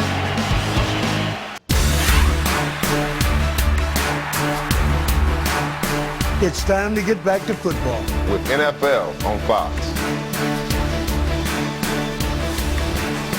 Couple of Ram legends. Jeff Fisher wants to get this franchise back to winning. Thought they had one in their opener on the road, the home opener now, getting ready for the second half. You can follow your favorite team all season long. Go to itunes.com/NFL. And I think that's the beauty of Jeff Fisher, and he's just not going to let his team get down despite the circumstances. I mean, whether it was the referees, whether it was bad execution, whether it was Robert Griffin making outstanding plays, Jeff's just not going to have it. And I love that because it's a refuse to lose mentality. He said on the plane ride back last week, don't let anybody tell you it was okay. Because we didn't win the game. And that's what this is about. Second half, Zerline drops it in there at the 15-yard line. Niles Paul picks it up. And the special teams play pins the Redskins at the 15. Greg Gall got there first. Tim Ryan, Chris Myers, and hope you're enjoying the NFL on Fox. We certainly are. A lot of excitement. Your impressions, and I think that was the question with Robert Griffin III. What does he do for an encore after the big win in New Orleans? First half assessment. Well, I think he's everything he's advertised to be. And I talked about trying to contain him, keep him in the pocket, make him throw from the pocket. He's been brilliant out of the pocket in this game. 8 for 11. Yards per attempt is way up. He's also rushed 5 times for 30 yards a pop. So he's impressive, and he will give these guys problems here in the second half. And he's maintained his cool when the hot heads were loose. Alfred Morris on first down. And Robert Quinn running him back. Let's check in on the field with Jamie Maggio. Thanks, Chris. You know, you're just talking about Washington's offensive efforts in New Orleans last week. I asked Jeff Fisher, how will you contain them in the second half? He said, don't forget, we gave them their first 7 points. All we need to do is eliminate the big plays and force them into third down situations. Chris, Tim, back up to you guys. Thanks very much, Jamie. On second down 7. Remember, no Pierre Garçon, inactive with that pain in his right foot after he had a touchdown catch last week. There's a flag. False start. Offense number 78. 5-yard penalty. Replay, second down. Call on Corey Lichtensteiger, so that's the 4th penalty for Washington. The Rams, 7 penalties for 60 yards. Now look at the time of possession advantage for the St. Louis Rams and almost doubling up the Washington Redskins. Washington, 24 plays in the first half. Really unable to get their running game into a rhythm. As much as we love Robert Griffin III and all the excitement he's going to bring as a dynamic playmaker, this team will always rely heavily on the run game. They have not been able to get it cranked up with the time they've had. Evan Royster checks in at running back. A weird snap to the tight end, Fred Davis. That was a busted play. It'll be third down. I can't imagine that was supposed to happen, especially by the reaction of Robert Griffin after he saw Fred get it. Kyle Shanahan calling the signals for Mike Shanahan. And there's 83, Fred Davis. You'll see him come in motion behind the line of scrimmage, and he doesn't know whether to stop or keep going. That looked like a mental error by Fred Davis. He was lucky he was able to corral that. On 3rd and 11.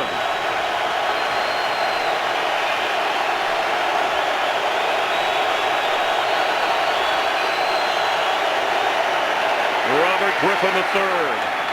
Completes to Niles Paul. It'll be 4th down. Look at the feisty tackler that Cortland Finnegan is. And you know what, Chris? That's where he's going to bring something to the table and selling the message to the rest of the defense and really the entire St. Louis Rams. I was just talking about Jeff Fisher's the refuse to lose mentality. Finnegan's got those same traits. Went out and signed him right away as a free agent. South Rockers punt. And Amendola with a move straight ahead across the 36-yard line. He has tied his career high with 12 catches in this game, and he set a new career high with yardage, 133 yards receiving for Danny Amendola. But Jeff Fisher and the underdog Rams are battling back. Today's game on Fox is sponsored by Southwest Airlines. Find our fares online only at southwest.com. By the all-new Dodge Dart. Dodge. New rules. And by the Samsung Galaxy S3. The next big thing is here. We welcome you back to St. Louis. Rams with the football. They've scored on their last 3 possessions. This is their first of the second half. Field goal, touchdown, field goal. They trail by 5.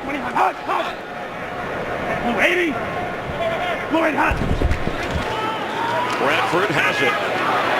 And the ball's tipped and incomplete. Looked like Stephen Bowen got his hands up. I'll tell you something that's interesting is ever since Steven Jackson got that penalty for spiking it, he hasn't been back in the game. And they have gone with Daryl Richardson, the late pick at running back right there, number 26, since that penalty by Steven Jackson. And they go with the no huddle here. Frank, 59. Hot, like 20, Frank, 80. 20, hot. Like 20. Like 20, hot. Penalty flag. Steve Smith with the catch at the 45-yard line. London Fletcher on him for the tackle. So let's check the flag. I cannot believe they're not getting out of that soft zone coverage defensively. Offside, defense number 98, 5-yard penalty, replay, second down. The call is on Brian Arakpo, who was injured earlier, came back in. Redskins still going without Adam Carricker for Jim Haslett's defense as Arakpo steps over to the bench.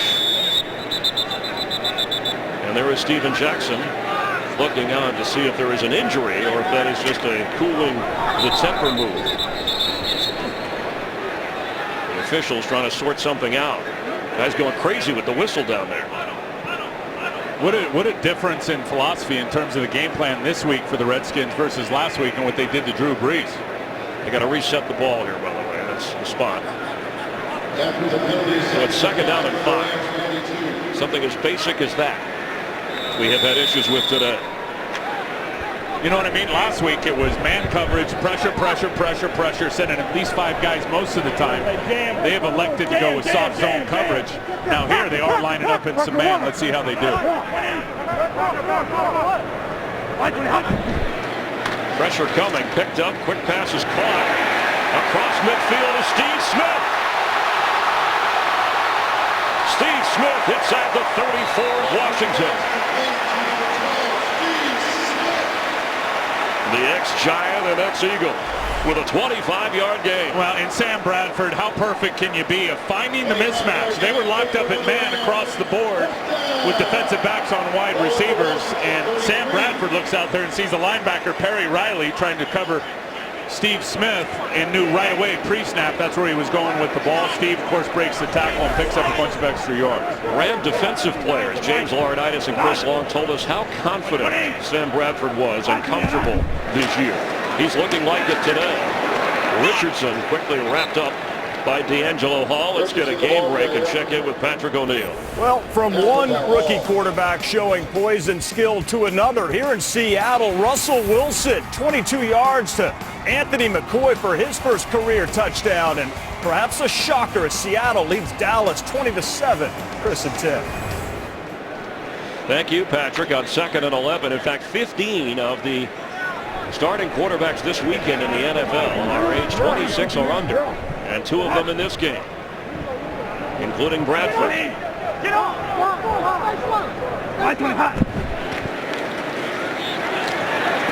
wide open. Brandon Gibson, touchdown Rams.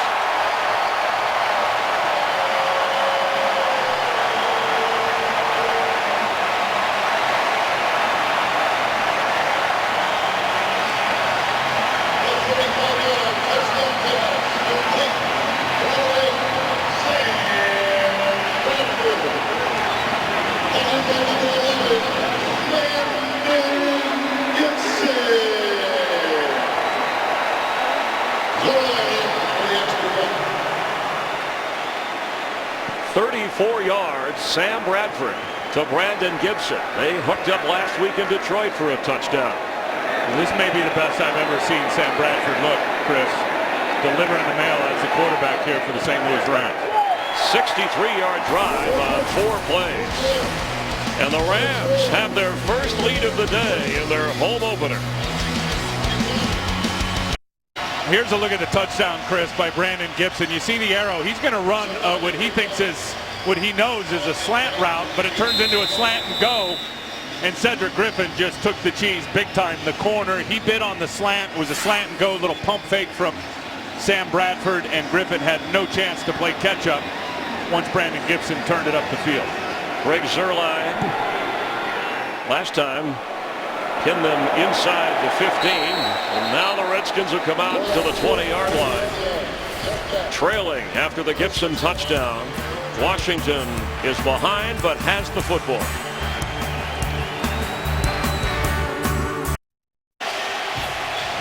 Next week, the NFL on Fox, the Buccaneers and Cowboys, the Rams will take on the Bears in Chicago. The later games, Eagles, Cardinals, or the Falcons against the Chargers. San Diego leading Tennessee 17-3 in the third quarter. First down, Redskins from the 20. The formation they got the touchdown of last week. And he completes it to Aldrick Robinson, who can fly. Craig Dahl trying to run him down and eventually gets him out of bounds near the 49-yard line of Washington. Chris, that was the same exact formation they got the long touchdown on last week, stacking the 2 tight ends to the right and running a double post with the 2 wide receivers that are out on the edge. Janoris Jenkins, a bad angle, and they're trying to make the tackle, allows Aldrick Robinson to pick up the extra yards. A 28-yard gain. Robert Griffin III and the Redskins led throughout down in New Orleans. He's going to have to rally his team in the third quarter. They trail by 2. Alfred Morris into Ram territory down to the 46-yard line. It was columnist Bernie Miklas of the St. Louis Post-Dispatch who said, I'm a Hall of Fame voter. I'm going to suspend the rules and put Robert Griffin III in right now. And then he said, seriously, folks, calm down. It's one game. And Mike Shanahan, in essence, said the same thing. On second down 5. Morris, 9 carries so far, 52 yards on the ground. He gets it again. And there goes the rookie from FAU, Alfred Morris, inside the 20 of the Rams.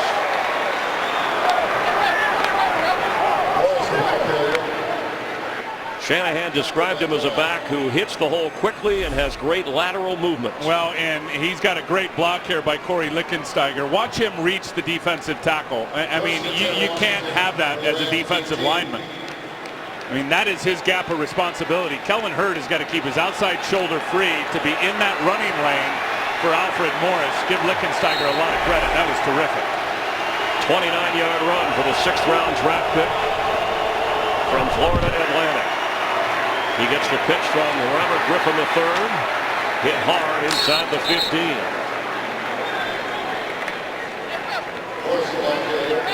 Call Star NFL to download NFL Mobile now and get coverage of every NFL game. Robert Griffin III told us he was a Bronco fan growing up. The irony with Mike Shanahan, but he was a fan of John Elway and Terrell Davis. And Davis, a 6th-round draft pick like Alfred Morris, who has starred for Shanahan. Well, they had found a diamond in the rough in Alfred Morris, not just as a power back, but a guy who can really make people miss in the open field. There goes Alfred Morris through the hole, down inside the 10-yard line. Tough running before James Laurinaitis brought him down. And they are working the right side of that defensive line for the St. Louis Rams, and I don't blame them. I mean, if you look at the Redskins up front, clearly they're trying to establish their run game here and give their defense a little bit of a rest, Chris. I mean, their defense has been on the field a lot. How you do that, you establish the run game, you start chewing the clock up a little bit, move the chains. But they're running right behind Trent Williams at left tackle and Corey Lickensteiger at left guard, the strength of their line. Evan Royster is in on 3rd and 1. Shanahan wants a timeout. And gets it. First Redskin timeout in the second half. They have 2 remaining. Robert Griffin III and the Redskins on the move, trailing by 2. After the Redskin timeout on 3rd and 1, the Ram defense digging in. A very different game for the rookie Robert Griffin III than last week. Trailing here. See if they work it back to the left side again. He fakes to Royster, throws down near the goal line. The catch is made by Fred Davis, but not in the end zone. And the rookie looked calm and cool on that play. Shanahan. Well, anytime he's outside of the pocket, Chris, he's calm and cool. Here's Freddie Davis here. He's going to get in front of the goal line. Griffin's going to get outside the pocket. He's just got such great skills and mobility. He doesn't worry about the guys up in his face. Keeps his eyes down the field. Let's see. Fred catches this ball. He's got possession. Is he touched? He's touched there before he crossed the goal line. Good call on a no touchdown. Alfred Morris, the back. On 1st and goal, here's a flag as Robert Griffin III falls down. No, he didn't fall down. Jermel Cudjoe pulled him down. Ball start. Offense number 84. 5-yard penalty. Remains first down. Niles Paul called for the penalty, and a big one when you're within a yard or less of the goal line. I love Jermel Cudjoe. Watch, he's here. He's right over the ball. Watch him reach his right arm through, and he's going to reach and grab the foot of Robert Griffin. RG got his foot stepped on him, and then Cudjoe grabbed him, but certainly was reaching through there trying to grab the ankle. That's one way to slow him down. On 1st and goal, Alfred Morris and the Rams bury him. Laurinaitis led the charge. He was in multiple tackle territory last week in that tough loss to the Lions. Well, let me tell you the adjustment that the Rams just made. And they were getting worked over there on the side, on the right side of their defensive line. So that time they just slanted the front, which means they took Robert Quinn from his defensive end position and crashed him down inside, which kind of closed that void off that hole that they've been running through and allowed the linebackers to slide over and make the tackle. Son of Greg Williams, the suspended coach indefinitely. Blake Williams helping Jeff Fisher work the defensive signals.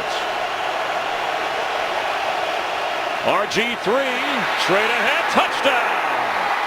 His 2nd running touchdown of the day.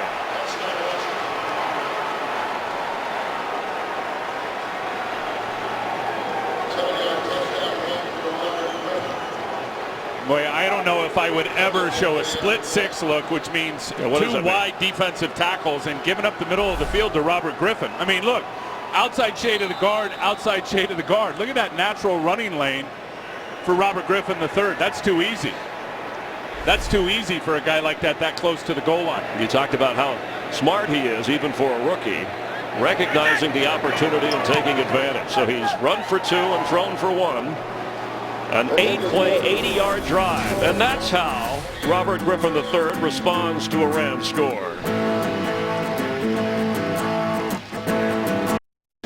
Robert Griffin III has run for 2 touchdowns today, 37 yards rushing. He's thrown for 150, did suffer his first interception as an NFL quarterback, but calmly has put the Redskins back into the lead here in the 3rd quarter in St. Louis. Well, and he's so dynamic and talented that those defensive players, you've got to play him a little different than you do other quarterbacks. You get down near the goal line, you better make sure you have all the gaps covered up inside, or he's going to have easy running lanes and use that athletic skill.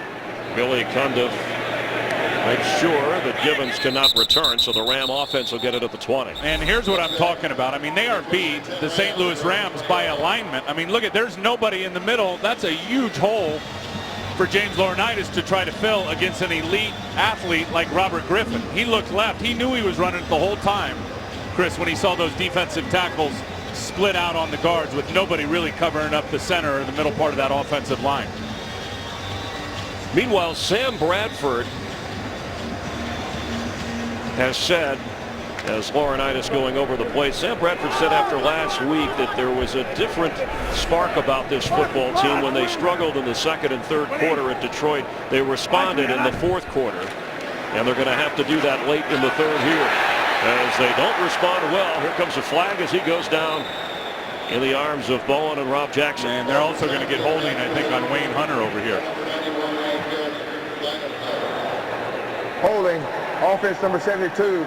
Penalties declined, second down. Wayne Hunter, and declined because of the sack. It'll be second and long for Bradford. Here's Wayne Hunter here on Rob Jackson.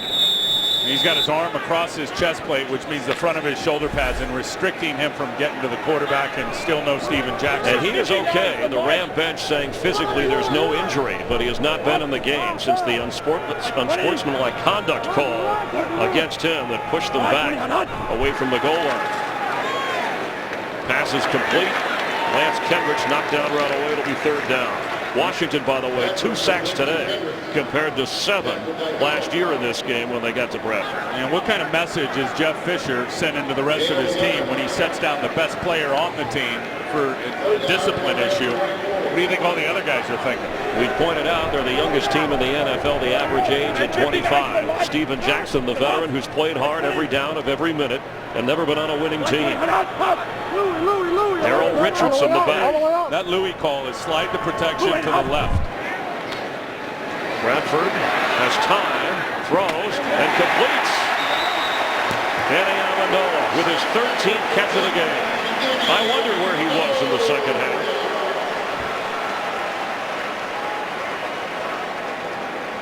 Gain of 17. Good for the Rams. A 17-yard gain. So it's 1st and 10. Hitting career highs for the Rams. And they hurry to the line without a huddle. Hey, come fit.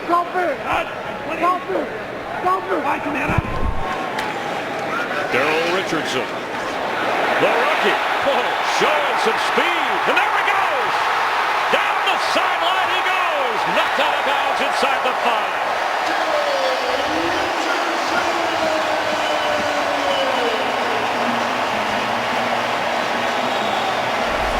Josh Wilson saved the touchdown, a 53-yard run for the rookie. And here's what springs him. Watch the block by Britt Miller on Perry Riley, and then it's all about Daryl Richardson.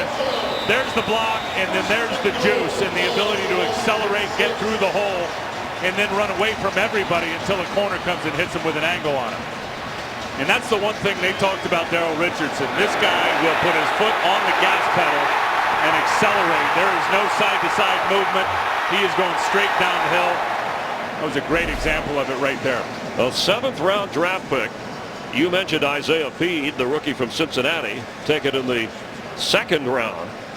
But Daryl Richardson gives them a 1st and goal opportunity. And Josh Wilson, who saved the touchdown, is being checked on in what has been a very physical game. Mentally draining as well as physically. Yeah, and that was a vicious collision. Hitting Daryl Richardson over there on the sideline. Saw him got up, and Josh Wilson squeezing his hand typically means you had some type of a stinger in your neck and you're trying to feel your hand to see if you got numbness or you got strength in your hand. This really sends a message because Isaiah Peed comes in, the rookie we just mentioned, for Richardson, as Jackson continues to look on. 1st and goal Rams. Amendola.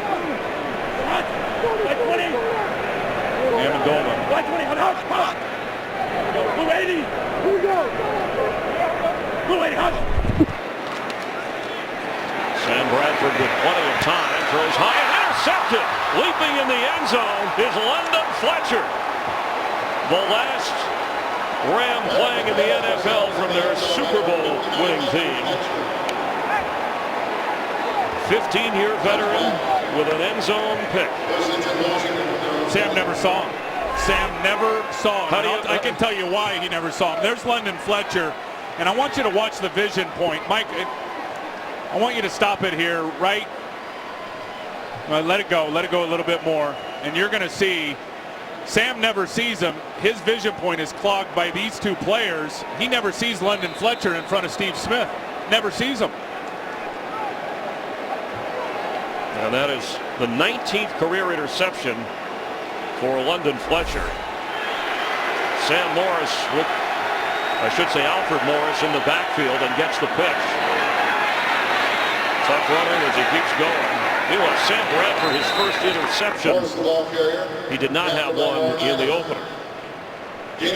How great of a player is London Fletcher? Started his career here with the St. Louis Rams, throwing the ball up in the stands. As a college free agent, he's told us many times he just wanted to make the practice squad. And he's never missed a game in a 15-year career. And I'll say it right now. You can talk Ray Lewis and Brian Urlacher and all those greats. And Ray's certainly going to the Hall of Fame. That career by London Fletcher is worthy of Hall of Fame status. No question in my mind at all about London Fletcher. Robert Griffin III is on the move. Gets rid of it and quickly tackled as Niles Ball. Quentin Michael made the play. London Fletcher, a free agent from John Carroll. Division III school, 226 consecutive games, making the big play. And even Jeff Fisher said, you could talk about Ray Lewis and Brian Urlacher, but he's right there as a Hall of Famer in my book. Well, he can still run, and obviously he's super smart in his football intelligence, and he has a good idea what everybody's going to run. But the bottom line is, he's still got heat in those legs. He can run. On 3rd and 6, almost picked off. Robert Griffin threw it behind the intended receiver, and Bradley Fletcher, the nickelback for the Rams, had a shot at it. And there was miscommunication between Robert Griffin III and Desmond Briscoe. Look, Briscoe's playing because Pierre Garçon is out. And in my mind, Robert Griffin was throwing right to the numbers there on a landmark, expecting Desmond Briscoe just to sit down in his own. It's back! Sam Rocca's kick for the second straight week. And the Rams have it inside the 25 of Washington.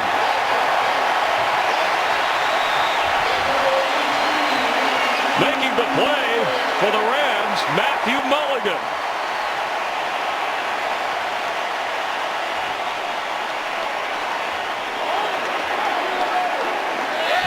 Man, this is a great game. Back and forth both ways. Looks like it's going to come from this side. Oh, right up the gut from the other side. Matthew Mulligan, as the line stepped down, he just found a little crease, and that was picture perfect. Really taking it right off the foot of Sam Rocca. The blocking tight end in on the special teams play, and the Rams are back in business. Darrell Richardson, the back for Sam Bradford.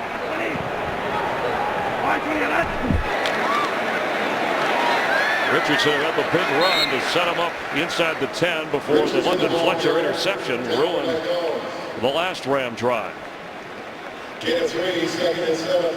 Danny Smith, the special teams coach, and even Mike Shanahan said, I know they'll be coming after us because we had some problems last week that we need to correct. Well, in 2 blocks in the first 2 games, I can guarantee you people are going to come after him from now till the end of the season.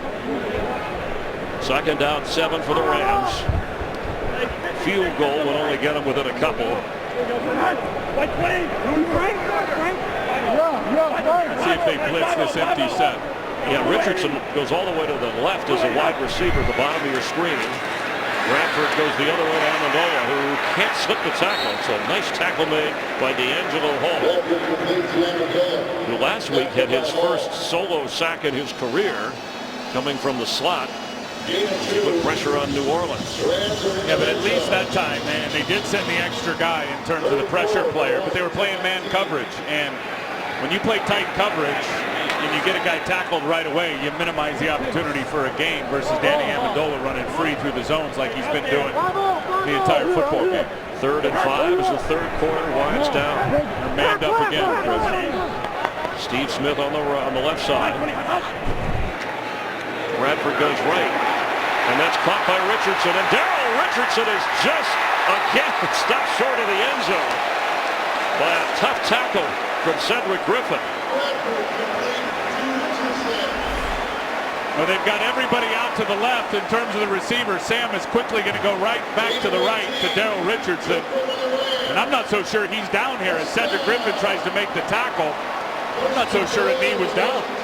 That is the end of the third quarter. Sam Bradford and the Rams giving Robert Griffin III and the Redskins a real battle here. St. Louis on the move.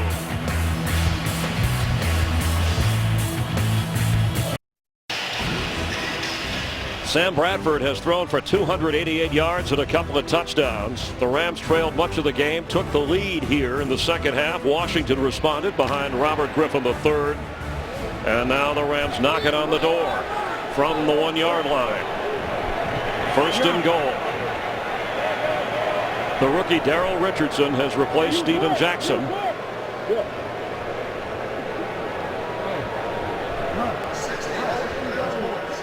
Richardson has run for 70 yards and caught a couple of passes for 19 yards. He has been explosive. He is fake to Bradford. End zone wide open. Touchdown Rams. Matthew Mulligan.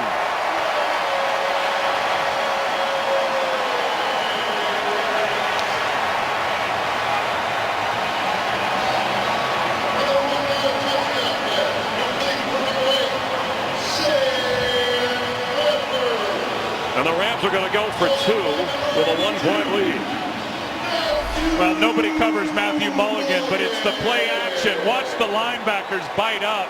Mulligan with a clever little move to slip behind him.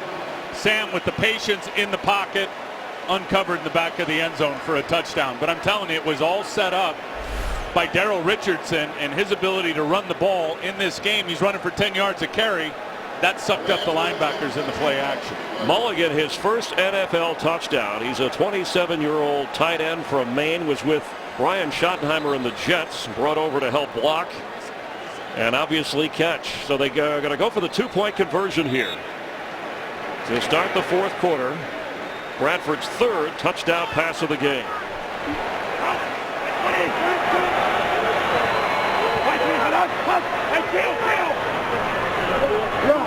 Sam's been awesome at the line of scrimmage today. Richardson, can he do it again? We'll let the crowd tell you.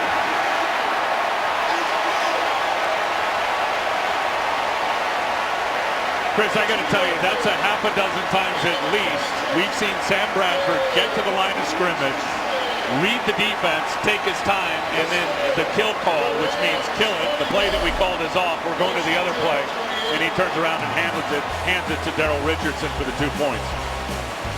And Richardson fighting hard, so the rookie gets in for the conversion. Mulligan gets the touchdown. Today's game on Fox is sponsored by Sprint, by Pizza Hut, make it great, and by Bud Light, the official beer of NFL fans. Here we go.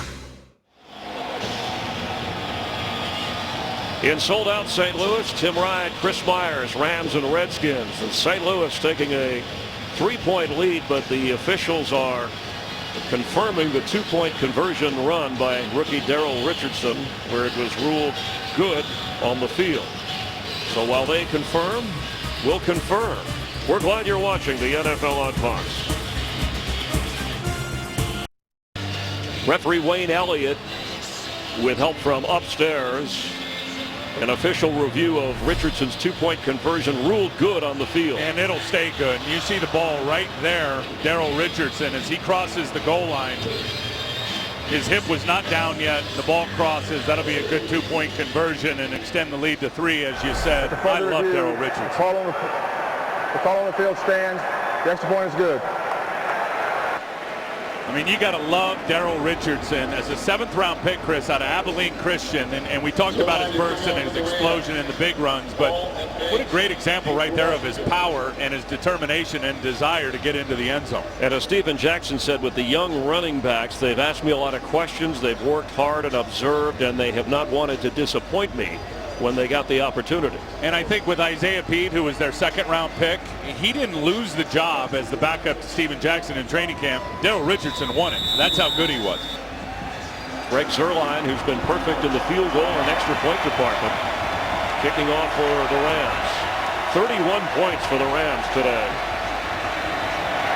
Good enough for a 3-point lead at the moment. Banks will watch it sail. And the Redskins come out to the 20. The new AP rankings are out this Saturday. College football is back on Fox. Kick off the weekend with the pregame show. Two unbeaten teams clash. Kansas State, 15th ranked, will be in Norman, Oklahoma to take on the 6th ranked Sooners. Coverage of the college football broadcast at 7 Eastern, 4 Pacific. And Oklahoma Sooners Sam Bradford equaling an NFL career best 3 touchdown passes.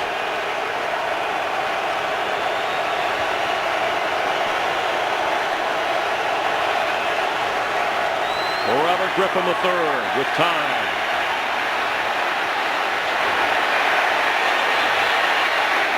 And gets rid of it out of bounds.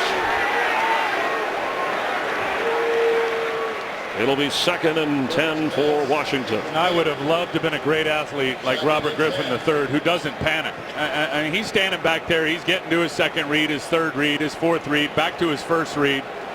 And buying time. He had about 7 seconds back there just extending the play with his legs and then finally throws it away. He is not worried about the rush because in his heart, Chris, he knows he can escape all of them athletically.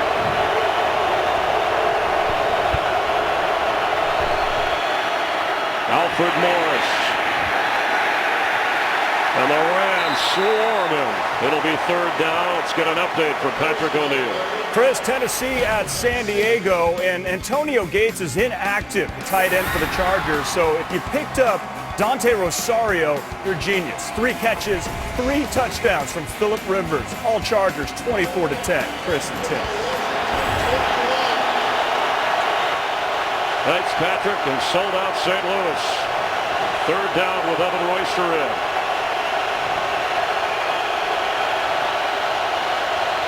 Chris Long. Complete. Joshua Morgan makes the catch, but it's not good enough for a 1st down. Clinton Michael from his safety spot sends Robert Griffin III to the sideline. Salvaraka, who had his last punt blocked by Mulligan, who ended up catching his 1st career touchdown. Danny Amendola inside his 20.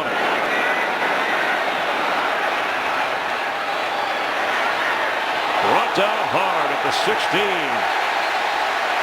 And Lorenzo Alexander with a flag. Yeah, they're going to get him for a horse collar here.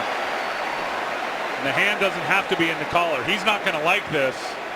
If it was anywhere near the collar and it actually breaks down the runner and his legs collapse, you don't have to take him all the way to the ground. They're going to call it. I'll be curious to see where the placement of Alexander's hands are on the pass.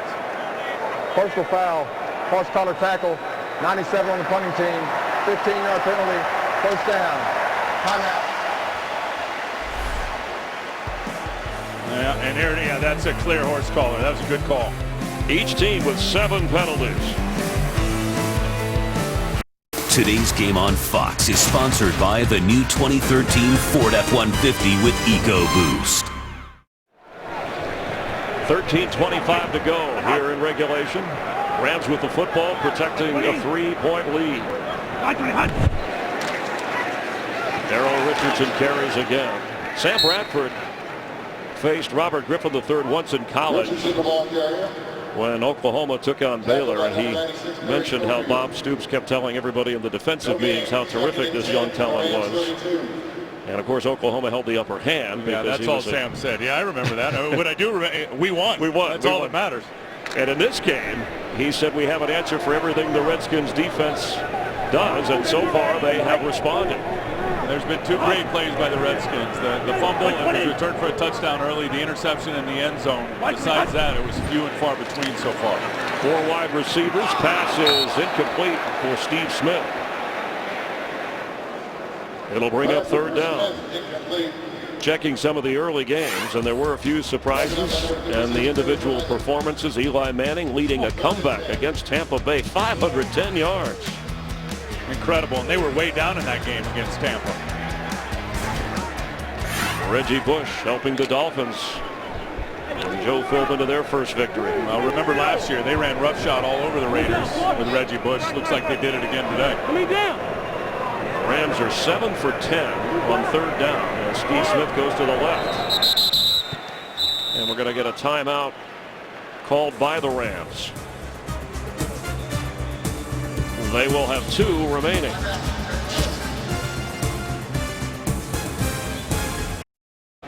Offensive-minded head coach Mike Shanahan, Jeff Fisher, defensive-minded leader of the Rams on third down. The Rams have been superb in third down here today against what week after week is always a good third down defense in the Redskins. Man coverage. Bradford for Amendola, short of the first down as he's brought down by Richard Crawford, the rookie from SMU. So it will be a punting situation. Sam Bradford closing in on his 4th career 300-yard game and 15 catches for Danny Amendola as the rookie Johnny Hecker ready to boot it. Brandon Banks back to return.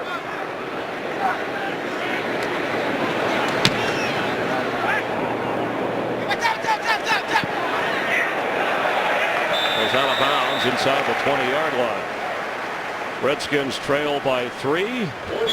Week 2 for Robert Griffin III.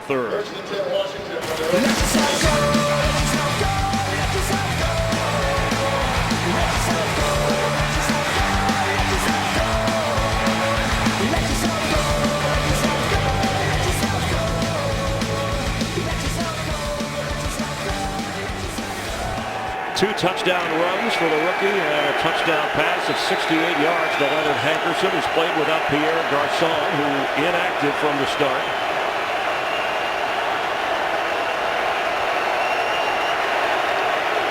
Well, Santana Moss has been awfully quiet today, and he just had a foul. He moved forward before the ball was snapped. Ball start. Offense 89. 5-yard penalty. Remains first down. The noise here has had an effect. Yeah, let me correct that. 1 catch for only 3 yards for Santana Moss, but he has been held in check by Cortland Finnegan. Rams have 2 turnovers here in this game, and Robert Griffin III has a interception.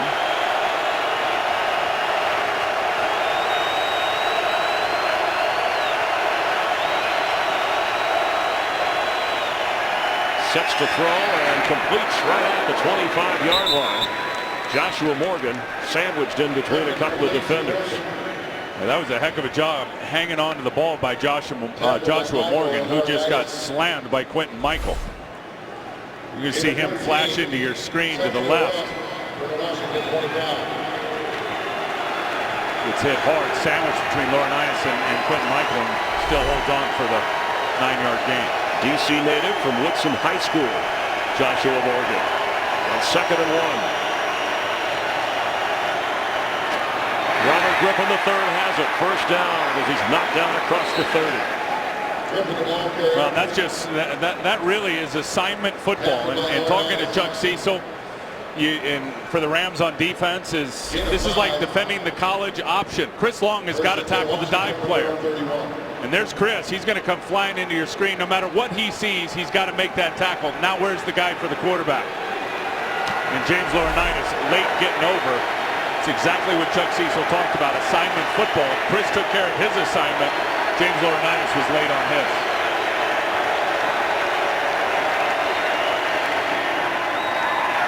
He's going to throw. And wide open. Aldrick Robinson can't hold on.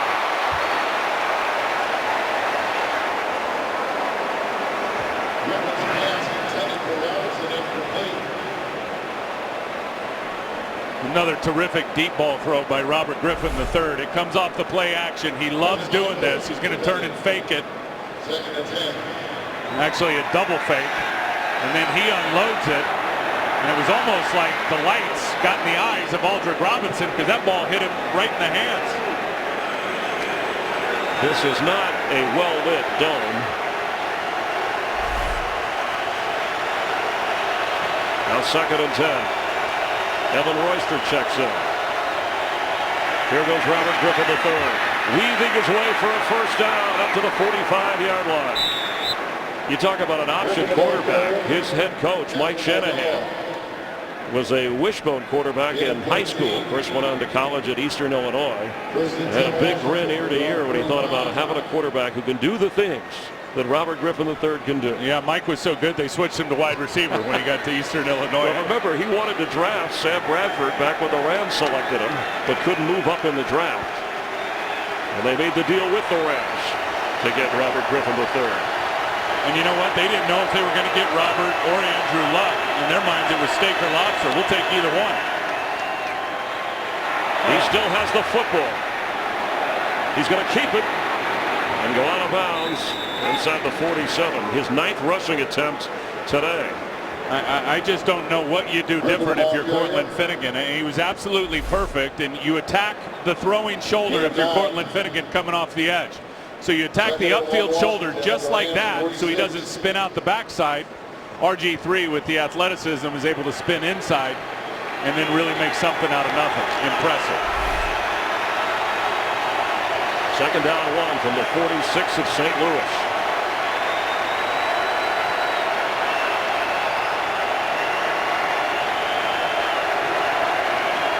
Evan Royster has a first down as Chris Long brings him down. Royster, many thought would be the starter, or Roy Halou Jr. Remember, Tim Hightower last year had the injury, was cut before the season started, and that allowed Alfred Morris, the 6th-round draft pick, to move up to starter. He had 75 yards in the second half last week against New Orleans. Number 46, Alfred Morris, is in the game now.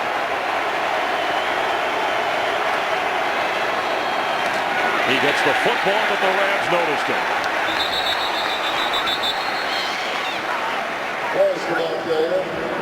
That's really good by William Hayes. And we talked about when you're defending that zone, whether it be the inside zone play or the outside zone play, you got to get push as a defensive lineman. You've got to establish on their side of the line of scrimmage. And look at him knock back Tyler Columbus and do exactly what I talked about, and then disengage and make a tackle for loss. Terrific. Royster remains at it, 2nd and 14.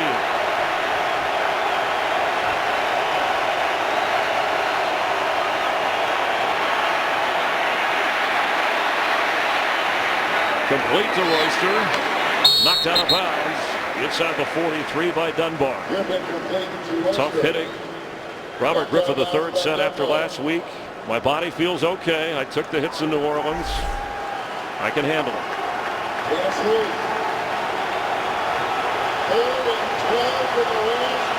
Took the one there from William Hayes. It looked like he was trying to lay off. A tipping point, 3rd down for Washington.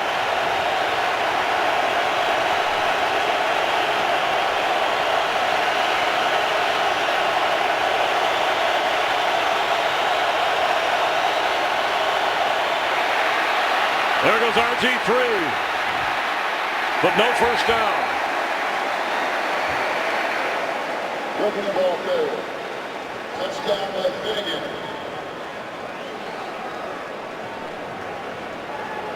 And now you know why that play by William Hayes, which was a tackle for loss, ended up being so big and forcing him into the 3rd and extra long. Defensive line there got terrific penetration, and Robert saw a little running lane, but it was just too much distance for him to make up to get the first down. So Savaraka for Amendola. Fair catch called for just over the 10-yard line. Rams will take over, trying to protect a 3-point lead. Just over 7 minutes to go here in the 4th quarter. The Rams will be in Chicago, part of the NFL on Fox next weekend. The Bucs at the Cowboys on Sunday, 49ers, Vikings, Lions, and Titans. And in the late games, Eagles and Cardinals, and the Falcons, who play Monday night against the Chargers, who are winning 31-10 in the 4th quarter. San Diego on its way to going to 2-0. It all begins with the Bill Ford Tough Fox NFL Sunday pregame show at noon Eastern, 9 a.m. Pacific. You know what I love? It's only week 2. We got a long way to go, baby. We got a lot of ball left. And that's what Robert Griffin III was telling us when we met with him yesterday.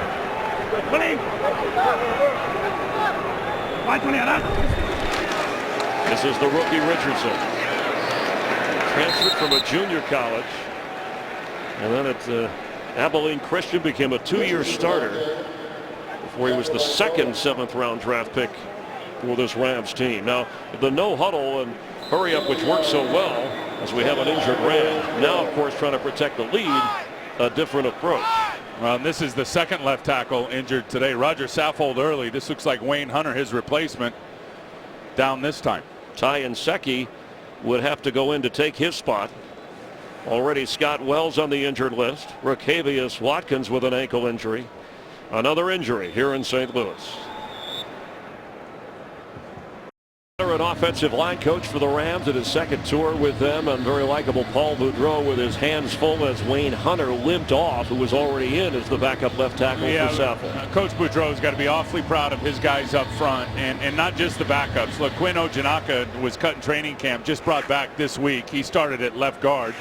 Now he's lost his second left tackle, and Ty Nsekhe's out there, who they picked up off waivers at the end of training camp, and they have really done what they wanted to do offensively today, both running and protecting Sam Bradford. Very good job up front. Boudreau should be happy.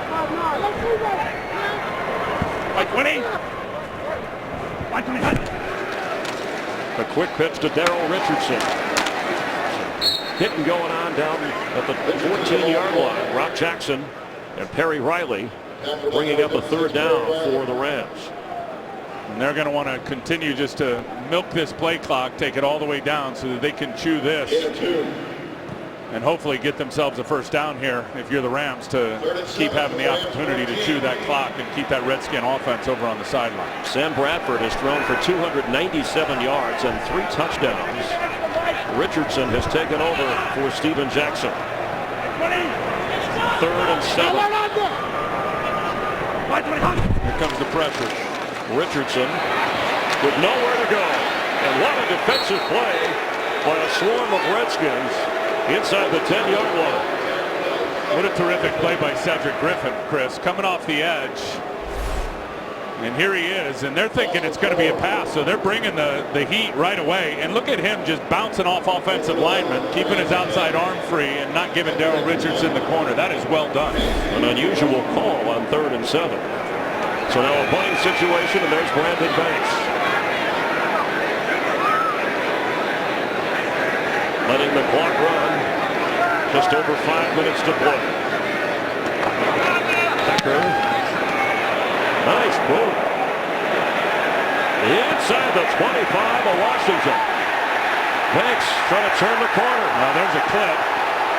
And he is run out at the 22-yard line.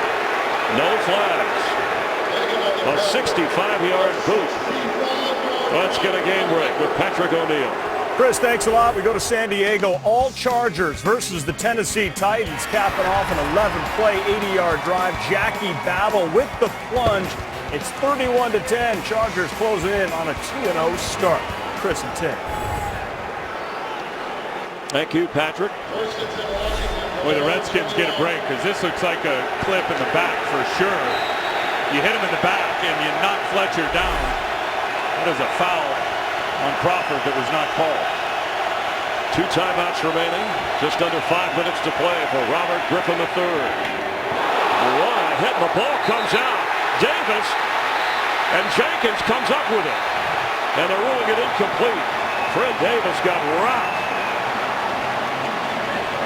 Janoris Jenkins took the ball to the end zone. Well, I love big hits. I think we all do.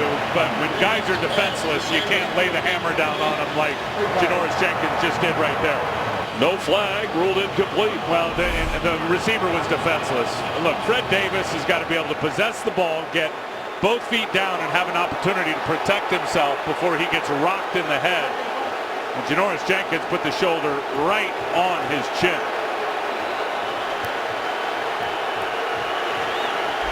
I told you early in the game, Janoris Jenkins is a very good cover guy. He will absolutely blast you as a hitter.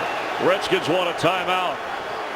They'll have 1 remaining, and I think Mike Shanahan is making that argument. Rams have 2 timeouts remaining. It's been a physical game. There have been unsportsmanlike conduct calls.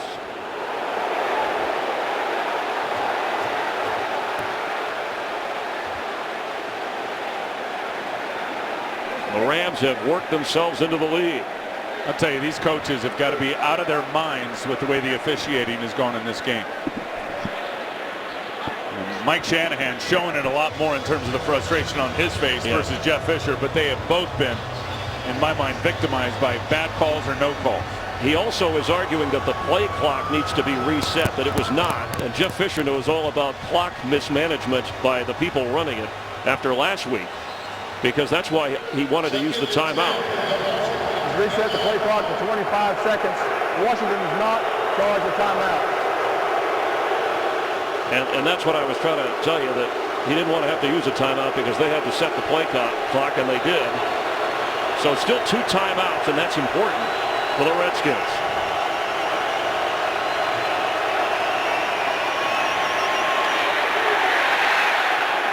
Almost intercepted.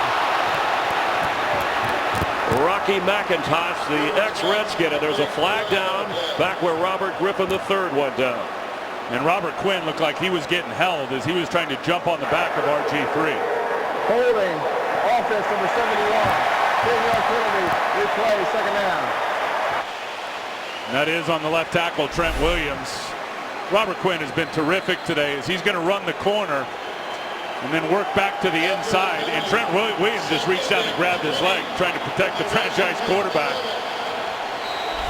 Reached down and just wrapped up the right leg of Robert Quinn. That was a good call by the official. They haven't won a home opener in their last 5.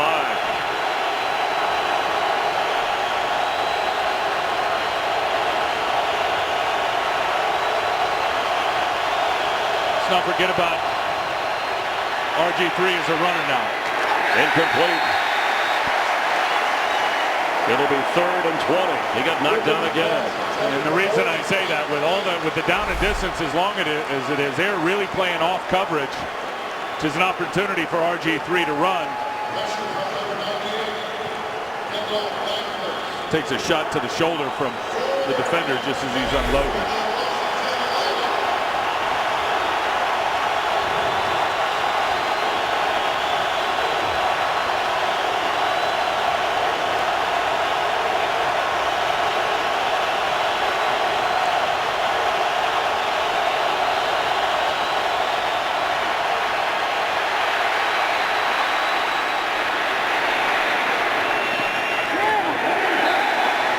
It'll be 4th down.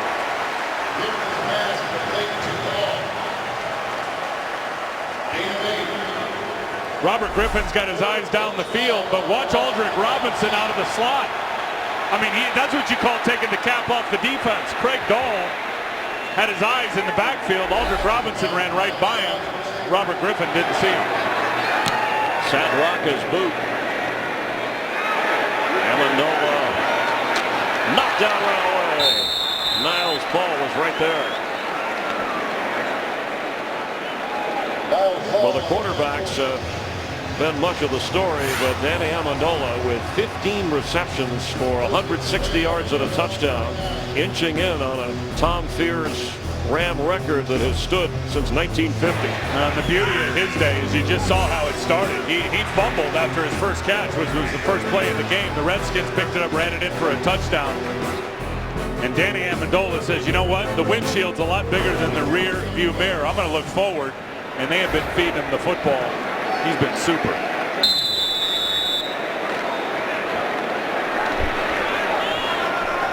Tom Fears has the Ram record with 18 catches in one game. 3 more, and Amendola equals that. Rams are trying to win the game, hanging to a 3-point lead. Pass is complete across the 40 to Mulligan.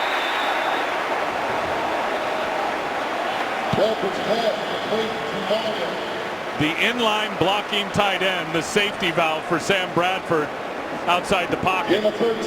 Matthew Mulligan came from the opposite side of the field and just ran a crossing route and stayed with Sam Bradford.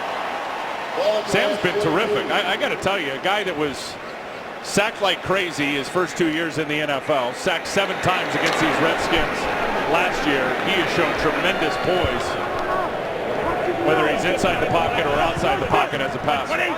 4th 300-yard gain for Sam Bradford. And Darrell Richardson has the football. He came in Steven Jackson had been running the football well. Redskins are going to use a timeout, but didn't get into the end zone and spiked the football. Got an unsportsmanlike conduct penalty. Timeout, Washington. 30-second timeout. And since then, Steven Jackson has not been in the game, but the rookie 7th rounder Daryl Richardson has done an excellent job of handling things on the ground for St. Louis. Well, the Ram fans saw this last week on the road in Detroit. They led all but 8 minutes in that game. Detroit drove late, beat the Rams. Now they have the football and a 3-point advantage. Well, it's time to finish. And I think if you look at the way the game has gone so far today with the offensive line up front, the ability to open up the running lanes, not only Steven Jackson early, but for Daryl Richardson, really since about midway through the second quarter. That's what they got to do. They got to rely on those guys and then rely on Sam Bradford and his arm, which has been tremendously accurate. Little short dump-offs, fast pass, and move the chains, chew the clock, make the Redskins use those final timeouts. They've got one left and walk out of here at home with a victory. It's been a while since they've won a home opener, I believe. Redskins scored 40 last week. That was the most in the Shanahan era. They're going to need to score more if they're going to rally here, but they've got to stop Sam Bradford and the Ram offense.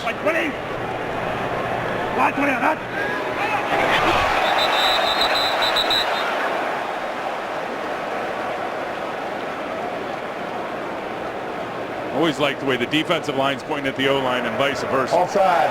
Defense number 72. Foul penalty. Remains second down. Jim Haslett, the defensive coordinator, with Raheem Morris, the secondary coach, and they are both upset at the call on Stephen Bowen. They've been upset from the get-go with the officiating in this game. Last time the Rams won a home opener, 2006, when they beat the Broncos 18-10. Jim Haslett was the Rams defensive coordinator at the time. Now he's on the other sideline.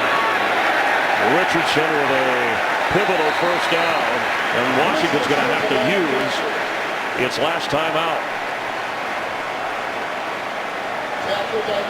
How about the way Jeff Fisher started the program here when he got the head coaching job? Came in and said, we're going to start with the 4-minute control the clock, win the game drill.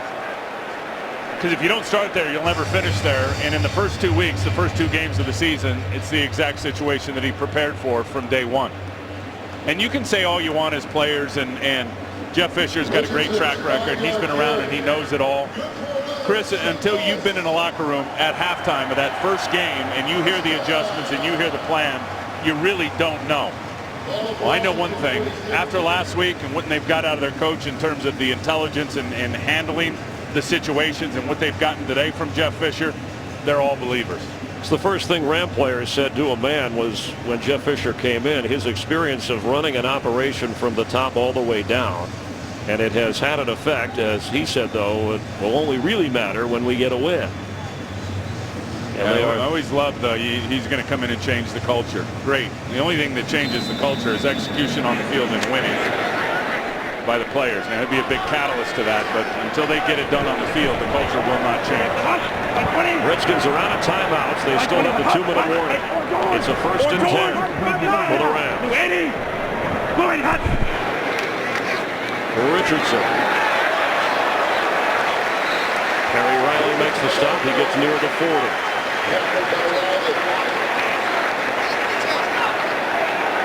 We haven't seen an offensive performance like this from the Rams in quite some time. And now with the 2nd and 5, they want to keep it away from Robert Griffin III. And I'll tell you, London Fletcher is hot because after that play, Quinn Ojanaka cheap shots him right in front of the official. Yeah, listen to Mike Shanahan. Watch this. Watch this. I mean, that unacceptable. No flag. 2nd and 5. Richardson. Ball is out. Looks like the Redskins have it. It's D'Angelo Hall. The rookie who had been carrying the load lost the football. And I think it's London Fletcher. It looked like is the guy who stripped it out. It started with a fumble that the Redskins scored on when Josh Wilson ran it in. And that's where we get back to here. D'Angelo Hall recovering the loose football. They've been scrapping with each other, these two teams, during timeouts. That's about special 8 scraps teams for D'Angelo Hall in this game. You do not get London Fletcher riled up. Watch his left arm punch the ball out there of Daryl Richardson, who is just flying downhill. London Fletcher goes backdoor on the blocker, lays out, knocks the ball out at the most opportune time for the Redskins. What a huge play. D'Angelo Hall with the recovery. Now Robert Griffin III can add to his legacy.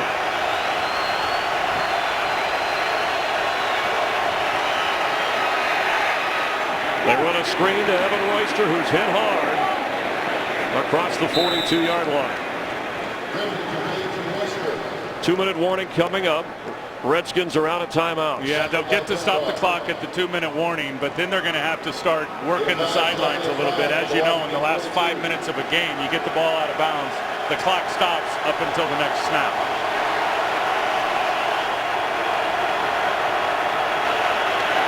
Complete first down in Ram territory is Santana Moss, who's been quiet today.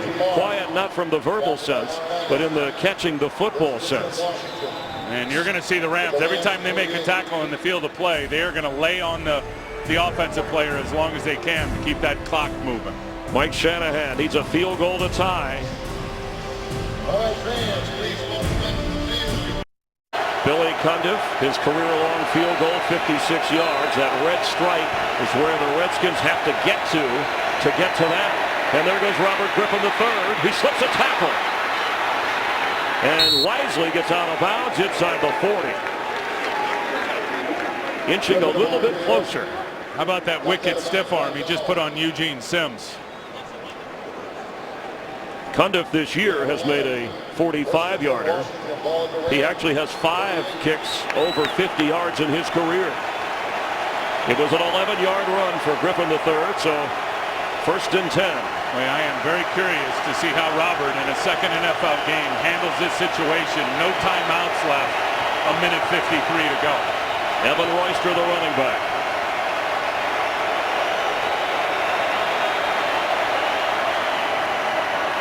Pass is behind Fred Davis.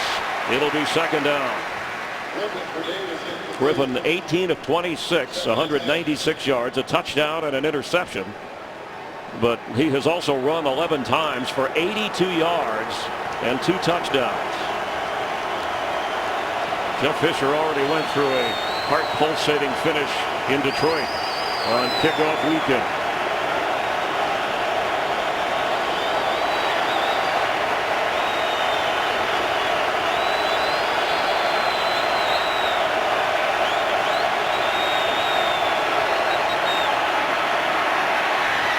That's caught, middle of the field. Remember, no timeout, so the clock runs. Santana Moss with the grab, but it's third down. Right now, you're looking at a long field goal.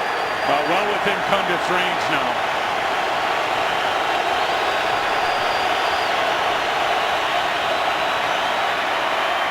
Open.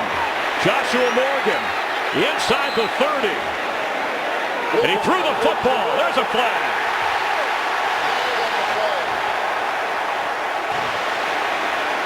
Well, they always get the guy who retaliates, and it was Cortland Finnegan who put his hand in there first and pushed on the helmet of Joshua Morgan, and then Morgan turned around and threw the ball at him. I mean, Good ball. Unsportsmanlike conduct. Offense. Number 15. 15-yard penalty. It's fourth down. a major miscue when you were in field goal range. Yeah, unexcusable. And here it is right here. Finnegan trying to rip it out from behind. And watch as Joshua Morgan gets up. Finnegan pushes him in the helmet. And then Joshua Morgan reacts.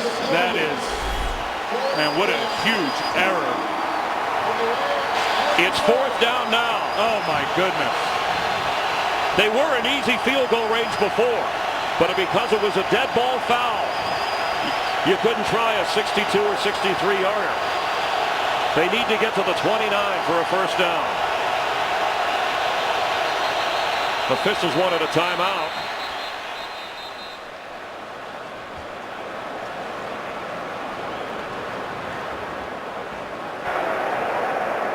Timeout, St. Louis.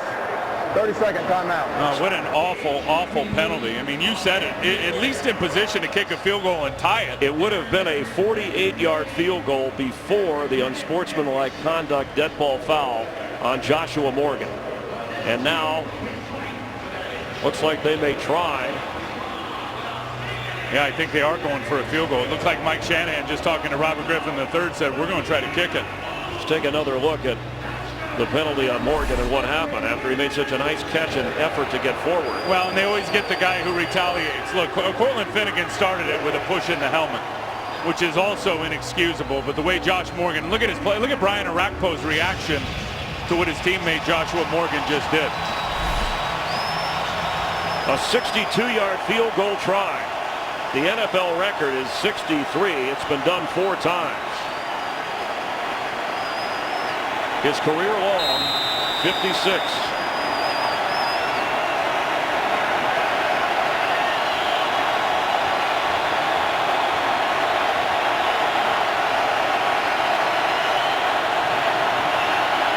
The kick? No.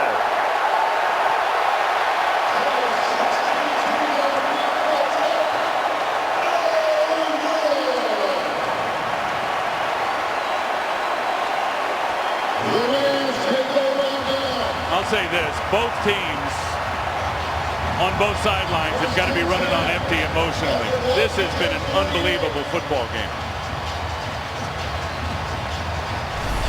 With drama any way you want it. Sabrocca, the holder. Good snap, good hold. He had no chance, Chris. He pushed it right from the get-go. And he knew it.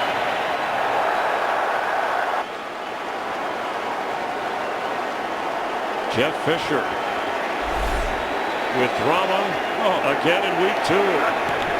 After a year off from coaching. 16 seasons in Tennessee. And for Sam Bradford, a different vibe.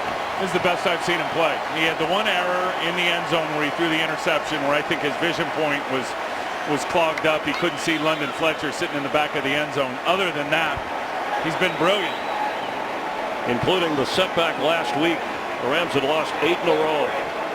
And for DC native Joshua Morgan, the frustration got him in trouble and took the Redskins out of field goal range, makeable range.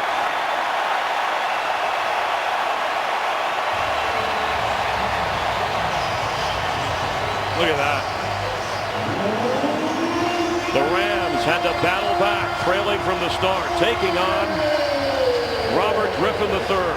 Buddies from their coaching days when they were in San Francisco, and still good friends, Jeff Fisher and Mike Shanahan. I would have loved to heard that. I think it would go something like this. Mike, great job. We have got to get the real officials back.